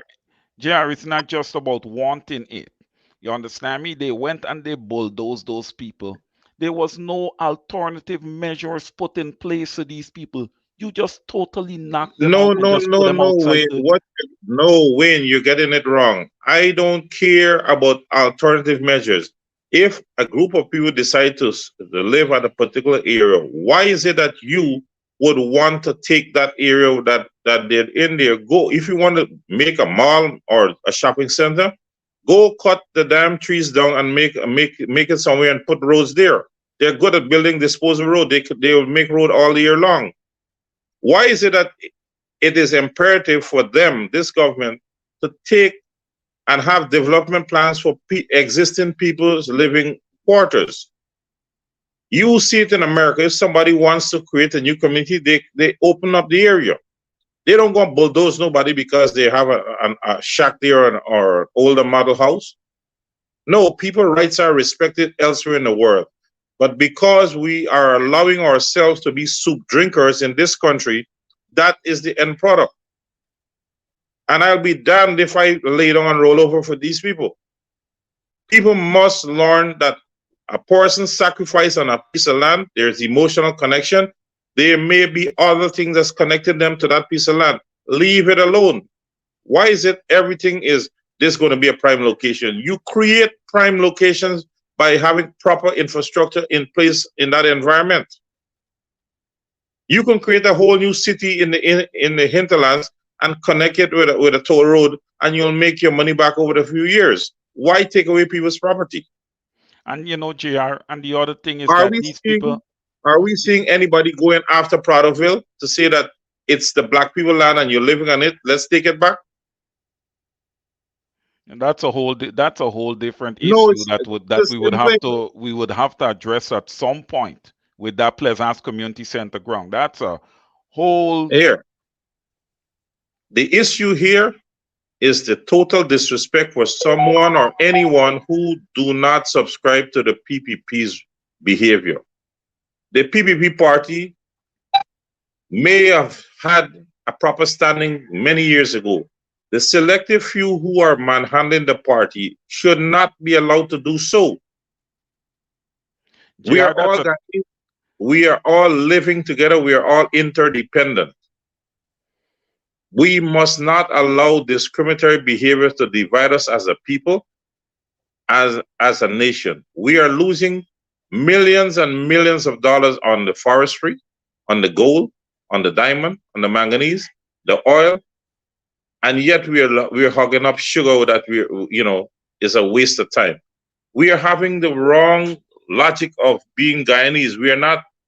You see, we are so selfish that we don't care what happens to our land. All we care about is how big and how important we may feel in society, even though we are rotten to the core in our ways of assuming financial comfort, which is, when traced back, is all on dirty deeds. All right, hey guys, 59 minutes after. Dirty deeds indeed. A lot of those corrupt businessmen, dirty deeds. I noticed somebody say, all talking, no action. Why don't you, Claude Shuri, go out and start an action? Ask your MPs in the opposition to start action. We are commentators, and don't talk about action when it comes to me. Please do, right? But tell your politicians that you need action. Tell your representatives that they should have action. Mark. Gentlemen, quickly before we join that press conference, and we've got to be very brief, please. You're about to make a point, or is Caesar? You want to make a point, sir? Let's hear from Caesar. JR could go. JR could go, Mark. Yeah, Mark, you see the comment that you read there? Those are the stupid people. We have already put ourselves out there to bring to light and to educate people on how to become independent and be independent thinkers. And now they're telling you, why don't you do this? That's the problem with Guyanese. They don't want to be their own masters. They want everything to be spoon-fed and gift-wrapped to them. And that is why they're always going to be oppressed by a few. They cannot take their survival or their liberty in their hands. It must be somebody else doing it for them. By sitting here, I have lost millions and millions of dollars, and it doesn't bother me. I am still surviving. Sitting here, I am more probably going to lose my babysitting job too, because that's what we do all the time. These people don't know the sacrifices that we make, and we are not elected officials. We are not being paid for this. The accountant is on his job at his office, decided to put on his headphones and squeeze away, lock his door so nobody can hear. These are the sacrifices you should be tending to your horses and your other stuff. Mark, I have to report my housekeeping duties to the boss as soon as I get off the air. because she gave me my required work to do.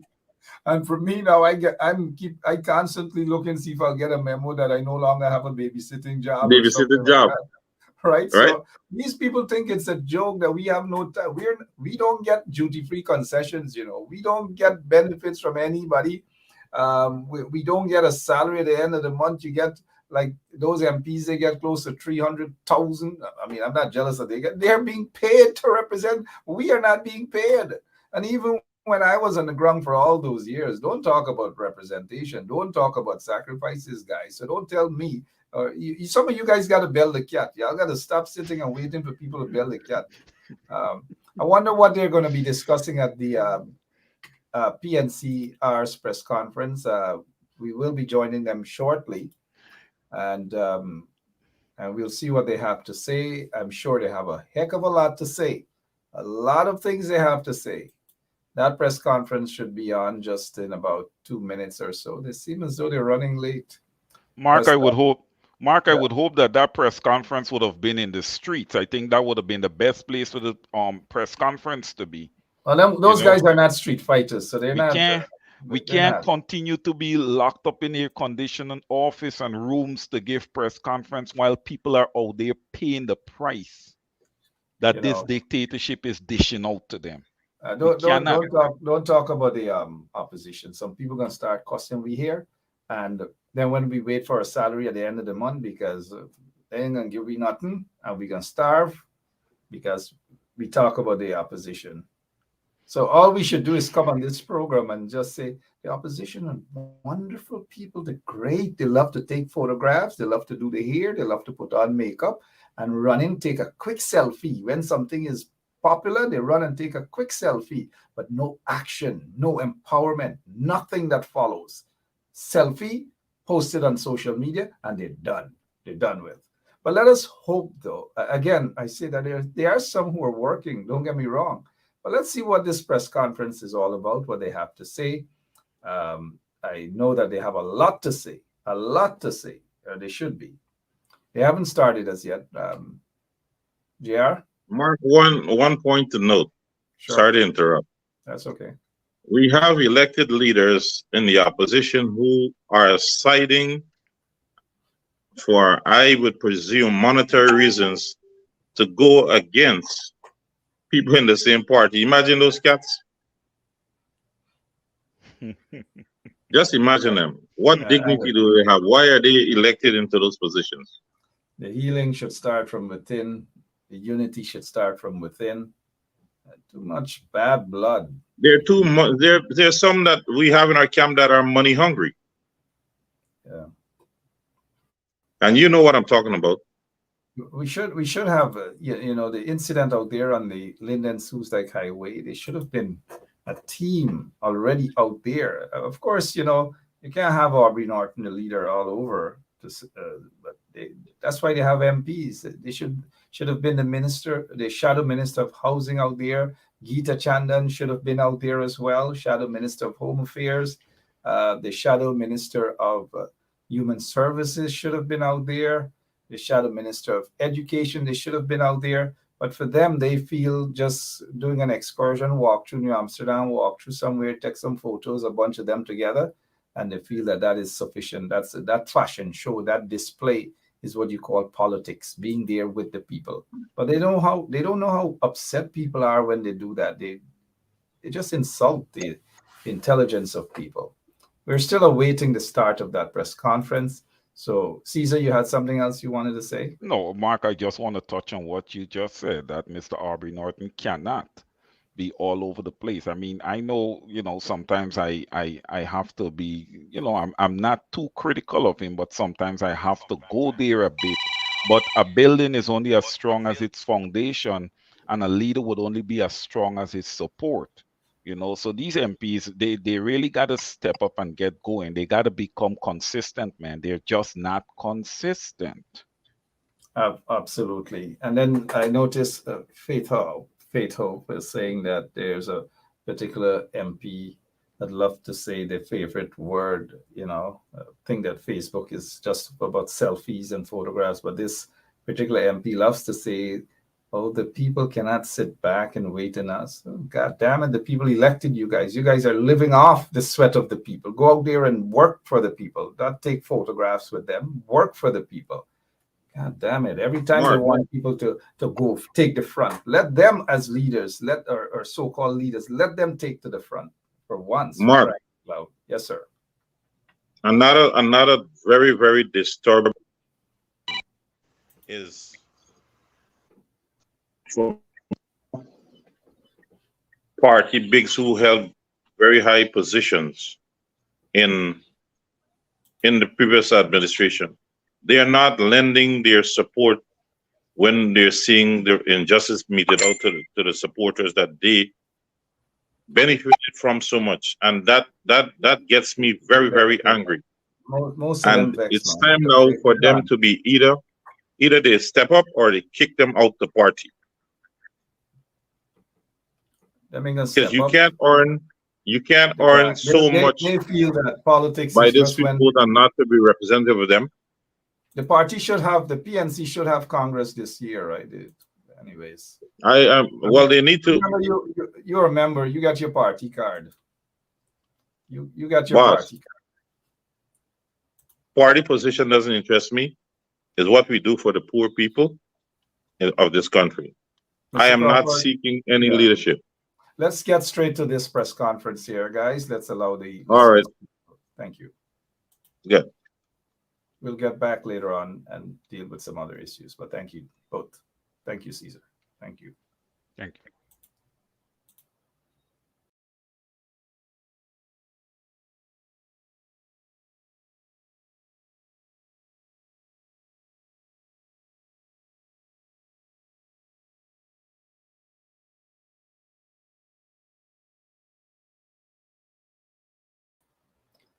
Yeah, just so you know, the volume or the lack thereof is not at our end. And I hope that these guys would fix the volume at their end at that press conference. The audio is not as a result of us here at 107.1 FM. Sorry about that, but that's not our fault. It's their problem, and I'm hoping that they can correct it. Let me try to get in touch with one of them to help them out and let them know. Somebody should have already notified them that the audio.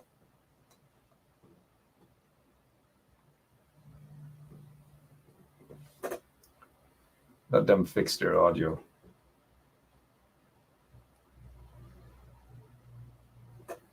Again, I apologized, and I must let you guys know that the volume or the lack thereof, it's not from our end. I'm just trying to get in touch with one of them to let them know that there's no volume.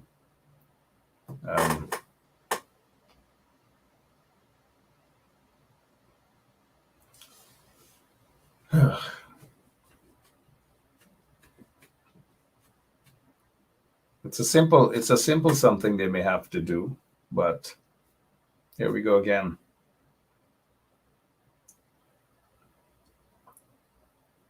We sit, we find a time to, but here it is. Here it is.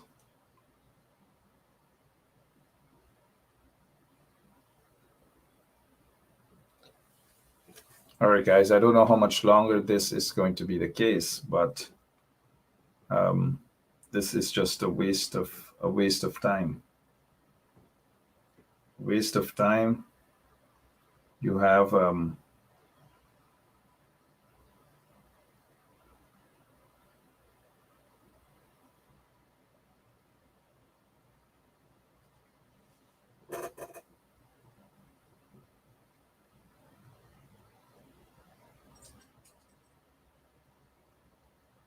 still no volume.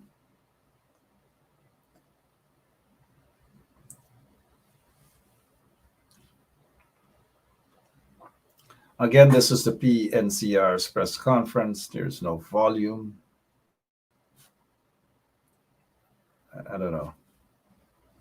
I don't know what else to say.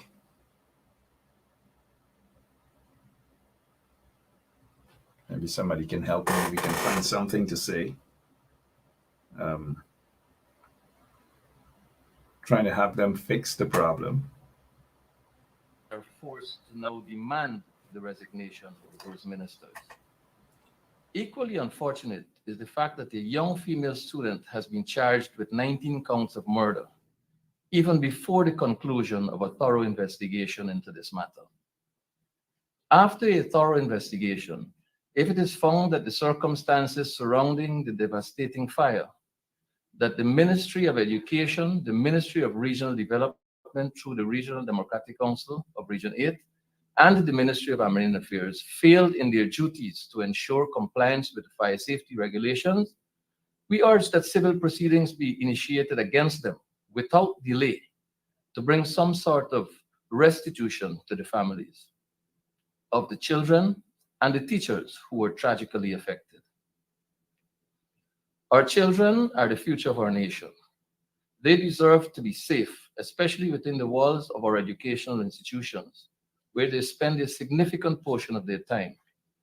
This devastating incident at Madia Secondary School is a stark reminder of the dangers our children now face under the current government and the necessity of stringent adherence to safety standards. The Guyana Standard Code of Practice for Buildings and the Ministry of Education's Safe School Protocol provide comprehensive guidelines to prevent such disasters. If any investigation reveals non-compliance or negligence in adhering to these guidelines, it would be a clear breach of duty by those charged with the safety and well-being of our children. Accountability is crucial and must be sought through the appropriate legal channels. We owe it to the memory of our lost children, their grieving families, the people of Madia, and all of our nation's children, including the villages from which those children come. Such a catastrophe never happens again. It is our duty to hold accountable those responsible and ensure enforcement of the safety regulations across all educational institutions in the country. Since this is not the first time that children have died in a fire at a dorm in Guyana, it is reasonable to conclude that the government does not care or does not value the lives. It is our sincere hope that on these occasions, we learn from this tragedy and work relentlessly to secure the safety of our children. Further, the people of Guyana, and more so the children of Madia and Region 8, have been confronted with yet another stark reminder of the deficiencies in our regional health system, which have exacerbated the horrific effects of the fire at the Madia Secondary School dormitory. Our Constitution in Article 24 unequivocally guarantees such citizens the right to free medical attention, which is intended to ensure the well-being of all Guyanese citizens. Yet, this strategy has glaringly highlighted the inadequate health administration at the regional level that has jeopardized our citizens' lives. The unfortunate need to transport basic medical supplies from Georgetown to Madia via plane and the subsequent delay due to adverse weather conditions have shed light on the glaring lack of disaster preparedness by our regional health system. The delay in care provision potentially placed the lives of the victims at greater risk and unacceptable circumstance in the 21st century in an oil-rich Guyana. It is the duty of our regional and national health systems to ensure emergency health services in times of crisis. Thus, witnessing our regional health system lacking essential medical supplies such as oxygen to respond swiftly and effectively to emergency at Madia Secondary School is disconcerting. The parliamentary opposition calls for an immediate and comprehensive review of health system administration at the regional level, focusing on disaster preparedness and response. We need strategic and proactive measures in place to ensure that essential medical supplies are readily available in every region, particularly in remote areas such as Madia. Moreover, we are advocating for an effective disaster response mechanism that ensures prompt and timely provision of healthcare services without relying on interregional transportation of medical supplies, especially during emergencies. It is high time that our regional health systems are strengthened to ensure the right to healthcare services for every citizen fully. The opposition urges the government to take decisive action to rectify these systemic inadequacies. In modern society, access to immediate medical attention during emergencies should not be a privilege. It is a fundamental right that should be reasonably available to all citizens, regardless of where they reside within our borders. We owe it to the victims of the Madia Secondary School fire, our indigenous brothers and sisters living in the hinterland, and all the citizens of Guyana to ensure that such lapses in our health system are corrected immediately and that a tragedy like this never repeats itself. The PPP's misrule places all Guyanese in perpetual danger. By now, Guyanese fully recognize that the incompetence, immorality, and vanity of the People's Progressive Party government place this country and all citizens in continuous danger.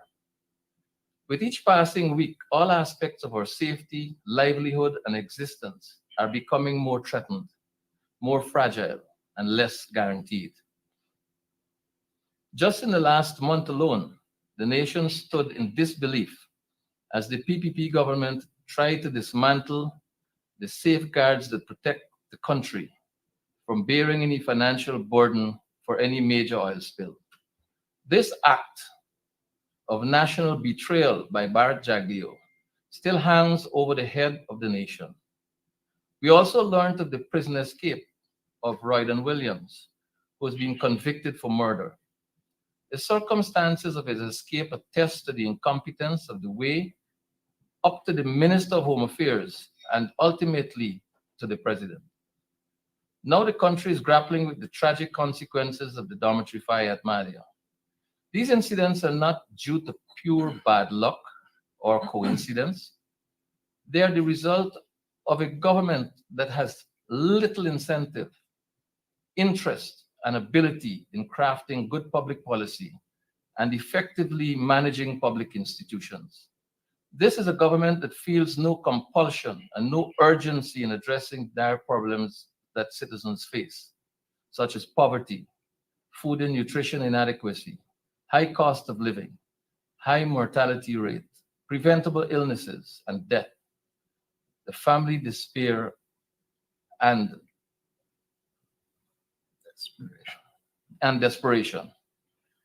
Calls and demands, therefore, for the government to fulfill its obligations to the people and to deliver on the basic human rights and entitlements will continue to fall on deaf ears.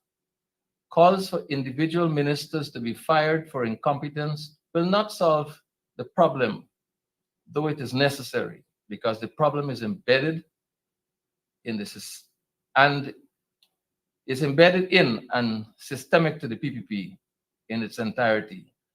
Guyana will stumble from tragedy to tragedy, danger to danger, and crisis to crisis once the People's Progressive Party remains in office. Let us as Guyanese citizens and patriots take stock of this reality. Let us also recommit to using our voices and votes to rescue our beloved country.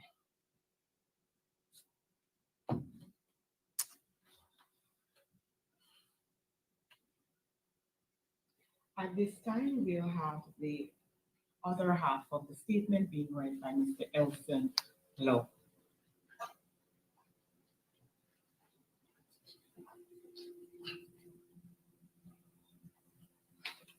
Thank you very much. We condemn the destruction of people's property at Hillfoot and the PPP misuse of the Guyana police force. The opposition wishes to condemn the PPP use of the Guyana police force against its opponents and to enforce the wishes of the wealthy at the expense of people in poverty. The demolition of ordinary citizens' homes at Hillfoot on the Soesdijk-Linden Highway is another manifestation that the PVP government does not care for the people of Guyana. What is more saddening is that the regime is prepared to arm the Guyana police force and use force against the people of Guyana rather than address the real challenges that face the mass of people. The destruction of people's property by the regime and its friends, families, and favorites is unacceptable and must be condemned by all. Even worse is the use of the Guyana police force to intimidate and shoot innocent civilians. It is the court's responsibility to enforce court orders and not the Guyana police force. The Guyana police force's role is to maintain law and order and not to turn up as a show of force and initiate disorder. The parliamentary opposition calls on the government to end the politicization of the Guyana police force and its use to enforce the will of the PUP elite, families, friends, and favorites. Our policy position on oil. We have noted the recent attacks in Kaiser News on our position with regards to the development of Guyana's oil and gas resources. We find their attacks disingenuous, since the public record will show that the opposition has made numerous significant statements on this subject, whether from our individual spokespersons or at our press conferences. Our positions have been wide-ranging and in sync with the advance of oil exploration and production in Guyana. We harbor no doubt that Guyana's membership of the World's Oil Club is potentially the single most transformative event in the recent life of the nation. That said, we recognize and do applaud Kaiser News for its passionate advocacy on oil matters. We, however, seriously differ from the newspaper in two major ways. Number one, we answer to the people of Guyana and therefore will not subscribe to any self-appointed judge's standard or performance test as to the frequency, intensity, and content of our statements on oil. And two, we believe that, despite the significance of oil, other issues affecting our nation remain critical. Issues such as poverty, the high cost of living, high-level corruption, ethnic and political discrimination, biometrics, and the clean voters list, with the aim of having credible elections and failed governance by the PUP. While we are not above criticisms, we see Kaiser News' recent attacks, therefore, as its attempt to provoke us to conform to its own style and scheme. We will not be forced to adopt anyone's position. As we have said before, we will be guided by the laws of Guyana, which demand that we do everything to ensure our people benefit from the oil and gas sector. Even so, for the convenience of all, we wish to sum up our positions on the oil and gas sector. Policy basket number one. Our oil and gas resources are our national endowment, and therefore, our oil revenues belong to all Guyanese. All must benefit equitably, systematically, and urgently. The current inflow of oil revenues is not a pittance. It has put Guyana among the richest countries in the world per capita. We in the opposition are therefore focused on ensuring the proper use of the existing money for the development of the people of Guyana. We are also interested in our country developing the human resource capability to ensure we can monitor, evaluate, and manage the sector successfully. Policy basket number two. Getting more from the current PSA with EEPGL must remain a national priority. The country can extract a greater share of the pie by amending or enforcing several aspects of the current agreement, namely, 1, increasing royalty, 2, introducing ring fencing, reducing cost oil, changing the 50-50 split, conducting timely and robust audits to stop leakages of revenues, enforcing the requirements for full liability coverage and parent company guarantee to ensure Guyana does not bear any financial burden for oil spills or other disasters. To achieve these ends, we believe several mechanisms could be employed. Amendments of the oil contract in keeping with the terms of the contract which provides for such amendment, a new coalition government will invite the company to the negotiation table within its first 50 days in government. There should also be stricter and more timely enforcement of existing conditions, such as audits of company accounts, insurance and liability guarantees, and the conduct of feasibility studies. There should also be the inclusion of provisions in the environmental permits to further protect Guyana's interests. Phasing of new approvals to increase our share of the pie is another method. On this matter, we stated at our press conference of 6th April as follows, and I quote, "We propose that Guyana needs to develop a strategy to phase the development of new projects in the Stabroek Block in a manner that allows us to increase our takings through higher profit oil. At the moment, the 50-50 split only gets Guyana only 12.5% of oil revenues, a percentage that seems unlikely to budge under the ongoing oil rush. With 5 FPSOs already in operation or already approved, the country is now well positioned to seek a larger cut of the pie. In terms of numbers, the 25% profit oil must be allowed to increase so that the 50-50 split earns Guyana an increase of more than 12.5%. Policy basket number 3. As regards the new PSA, we are already on record as saying it is pointing in the right direction. But if the government is serious about getting suggestions beyond generalities, then it can increase the public's knowledge by releasing all audit reports, monthly production and expenditure data, and all other information submitted to it by the company. We need to collaboratively design the best possible PSA. For this to occur, all must be given the opportunity to learn from our experiences and to be adequately informed. JAGNIO and the government are engaging in hypocrisy to be calling for public submissions and, at the same time, hiding information from the public. Thank you. Thank you. All right, at this time, I will take questions on the press statement, and as you know, you can do so by the raise of hand. And for the persons with names that are not clear, I'll ask that you state things. Ms. Davina Kaicherno. Hello, good morning. Thank you. Mr. Lowe, during your presentation on the oil sector, you said that the opposition and government in waiting plans to ensure that all benefit from the oil resources and there must be proper use of the funds. Can you say exactly, oh, Mr. Norton is also there.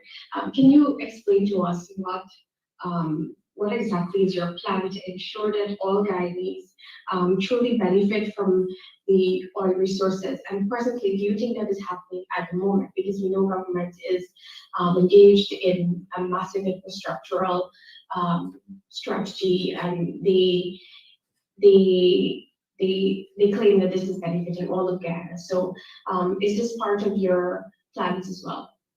Thank you very much for the question, Davina. Now, as many Guyanese will know, we have put forward a people-centered vision for the development of Guyana. We believe that this directly addresses the concerns and the needs of the people of Guyana.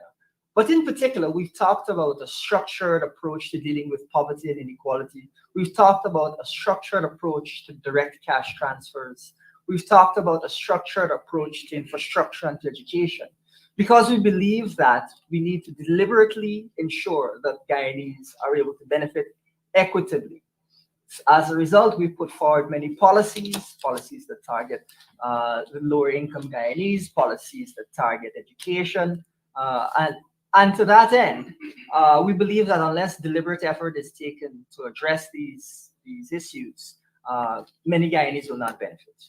We would, of course, want to point you to one of the sad realities of resource-rich countries, and in particular oil-rich countries, which is that there is often an emphasis on infrastructure in order to reward cronies rather than to actually benefit the people. And so merely saying that you are putting in place infrastructure does not mean that the infrastructure is at all adequate, does not mean that the infrastructure will at all benefit the people the way that it should. We remind the public that Equatorial Guinea, generally regarded as one of the most corrupt countries in the world, has oil resources, and yet for many years had 75% of the people living in poverty, and they were building various bits of infrastructure in areas where nobody lived. Now, what we don't want to see is Guyana become a country where merely just to reward friends, family, and favorites and their elites, the PUP throws money at infrastructure and the average Guyanese does not benefit. Sadly, that is the direction that we're seeing things go. And despite the government budget having tripled from 2018 to now, Guyanese are still saying that they feel like they haven't benefited at all. Could I also say just the mere fact of saying you invest in infrastructure is no guarantee that the people of Guyana will benefit. In my budget presentation, we pointed out that there are certain challenges facing Guyana. One of them is that we are a low-lying coastal state and that we need to begin the process of shifting to the highlands. In that regard, we said that money should be spent in infrastructure, but it should be focused, while still doing work in the communities, it should be focused on developing the interregional highway links so that we open new lands on highlands and be able to give our people lands at a lower cost in secured areas away from the coast, while shifting our population towards the highland and reducing the burden on the coast. That's the first thing I want to say. We also said that we have developed a poverty reduction strategy as part of our people-centered development. For you to reduce poverty, you need to take direct actions. One of them we have identified very early is what we call our rent-to-own scheme, where right now in Guyana, you have people can get a house lot. Well, there are many not getting, but those who get, a lot of times they do not have the capacity to get a mortgage, etc. What we recommend is that government build houses and people pay rent, but that rent is going as if it is a mortgage, and you set the final cost for the house. And when they finish paying that, the house belongs to that person. That would mean you are removing the burden of them having to have money, a percentage to get a mortgage, and at the same time, they would have been paying rent. And now what they're doing is not buying right away, but they are paying a rent with the aim that at the end of the process, the house will be theirs. We also suggested that to eradicate poverty, we need to work out what is a livable income, the minimum livable income. And the government should begin to adjust to ensure that our people get a minimum livable income. In that presentation as well, we did say that it is critical to develop our human resources, and therefore our children in school matter. We pointed out then that a good way to help our children is, one, that we will develop a national schools transportation system that allows our children to get to school free of cost. That will immediately remove from the family the burden of getting the children to school. And mind you, we're using resources from oil to do it, which means the people will benefit directly. We also said that across the country, there should be 2 hot meals for our children. So the children who live in poverty, the parents don't have to worry during school time about a breakfast and a lunch. And so the child will be getting the nutritional value that is needed for them to take education. We recommended that as one of our poverty reduction measures. We also said at the time that we need to reduce the amount of people paying taxes. We said nobody earning under $150,000 should be paying taxes so that they will get more income. We have outlined also that in the human resource development part of our program, we need to train people to be able to monitor, to evaluate, monitor, and manage the oil sector. I cannot see how as a country we are not investing the way we should in environmental scientists and a number of areas that will allow us to monitor and also audit the resources that are coming from oil and gas. So we also said that as presently structured, the government's tendency is to focus agriculture in regions 2, 3, parts of 4, 5, 6. We advocated that there be the development of an agricultural plan to put people in agriculture in regions 1, 7, 8, 9, and 10. And that once these communities, these regions begin to become self-sufficient in food, etc., a number of things will happen. One, the food will be at a cheaper price because they are being produced in the area. 2, you will be removing the high cost of transportation to get the present agricultural things in. Now, Guyana is a country with a lot of land, and many of these regions can be aided into agriculture. In that very process, we said we will provide grants. We will also ensure that there are loans given to people who want to go in agriculture. We also advocated in that process for the development of the agro-processing sector. And we believe that all of these taken together will contribute to the reduction of poverty and ensuring that our people benefit directly. We said on programs here that people at present, I think $1 million can be offered to households. However, in advocating that, we said it must be structured and it must be transparent and accountable and not politicized in the way it is politicized now. We make it very clear that these one-off cash grants cannot solve the problems of poverty, and we will change the approach and ensure we put resources directly in the hands of our people, and at the same time ensure that there is transparency and accountability. I'd like to follow up very quickly, Ms. Chair. Can I go ahead? Yes, you may. All right. Still on your policy, ExxonMobil is currently providing its own insurance. Is the opposition comfortable with its provision presently? So it's providing its own insurance. That's the question. I can speak on that. What we have observed based off of. I think your audio is a bit low at the moment. I'll speak up. Are you hearing me now? It seems low still at my end. I'm not sure if anybody else is having the same issue. Are you hearing me now? Yes, much clearer. Thanks. All right, great. Thank you.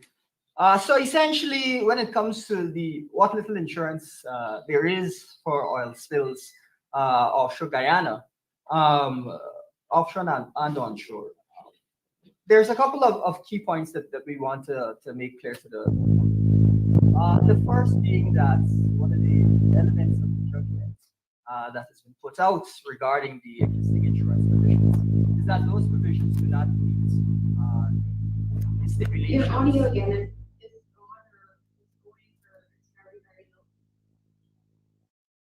One second. We're just adjusting. You know?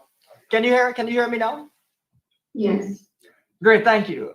So what we're essentially saying is that the judge, one of the things that the judge ruled is that the insurance did not meet the conditions of the permit. One of those conditions in the permit is that the insurance must be of a certain standard. Now, if the insurer that ESSO is making use of does not meet that standard, then certainly we wouldn't be comfortable with the company providing that type of coverage. But really, the more that we look at the insurance, the more that the more concerning it is. There are reports that, and we've looked at this, that the insurance is expired. There are reports that the insurance document is unsigned, that the insurance mentions Egypt. But really, when we look at what the judge actually said, the most concerning thing to my mind is this. The judge said that the EPA failed to take any meaningful step or any step whatsoever to assess what was provided to it by ESO, the permit holder, purportedly as environmental liability insurance.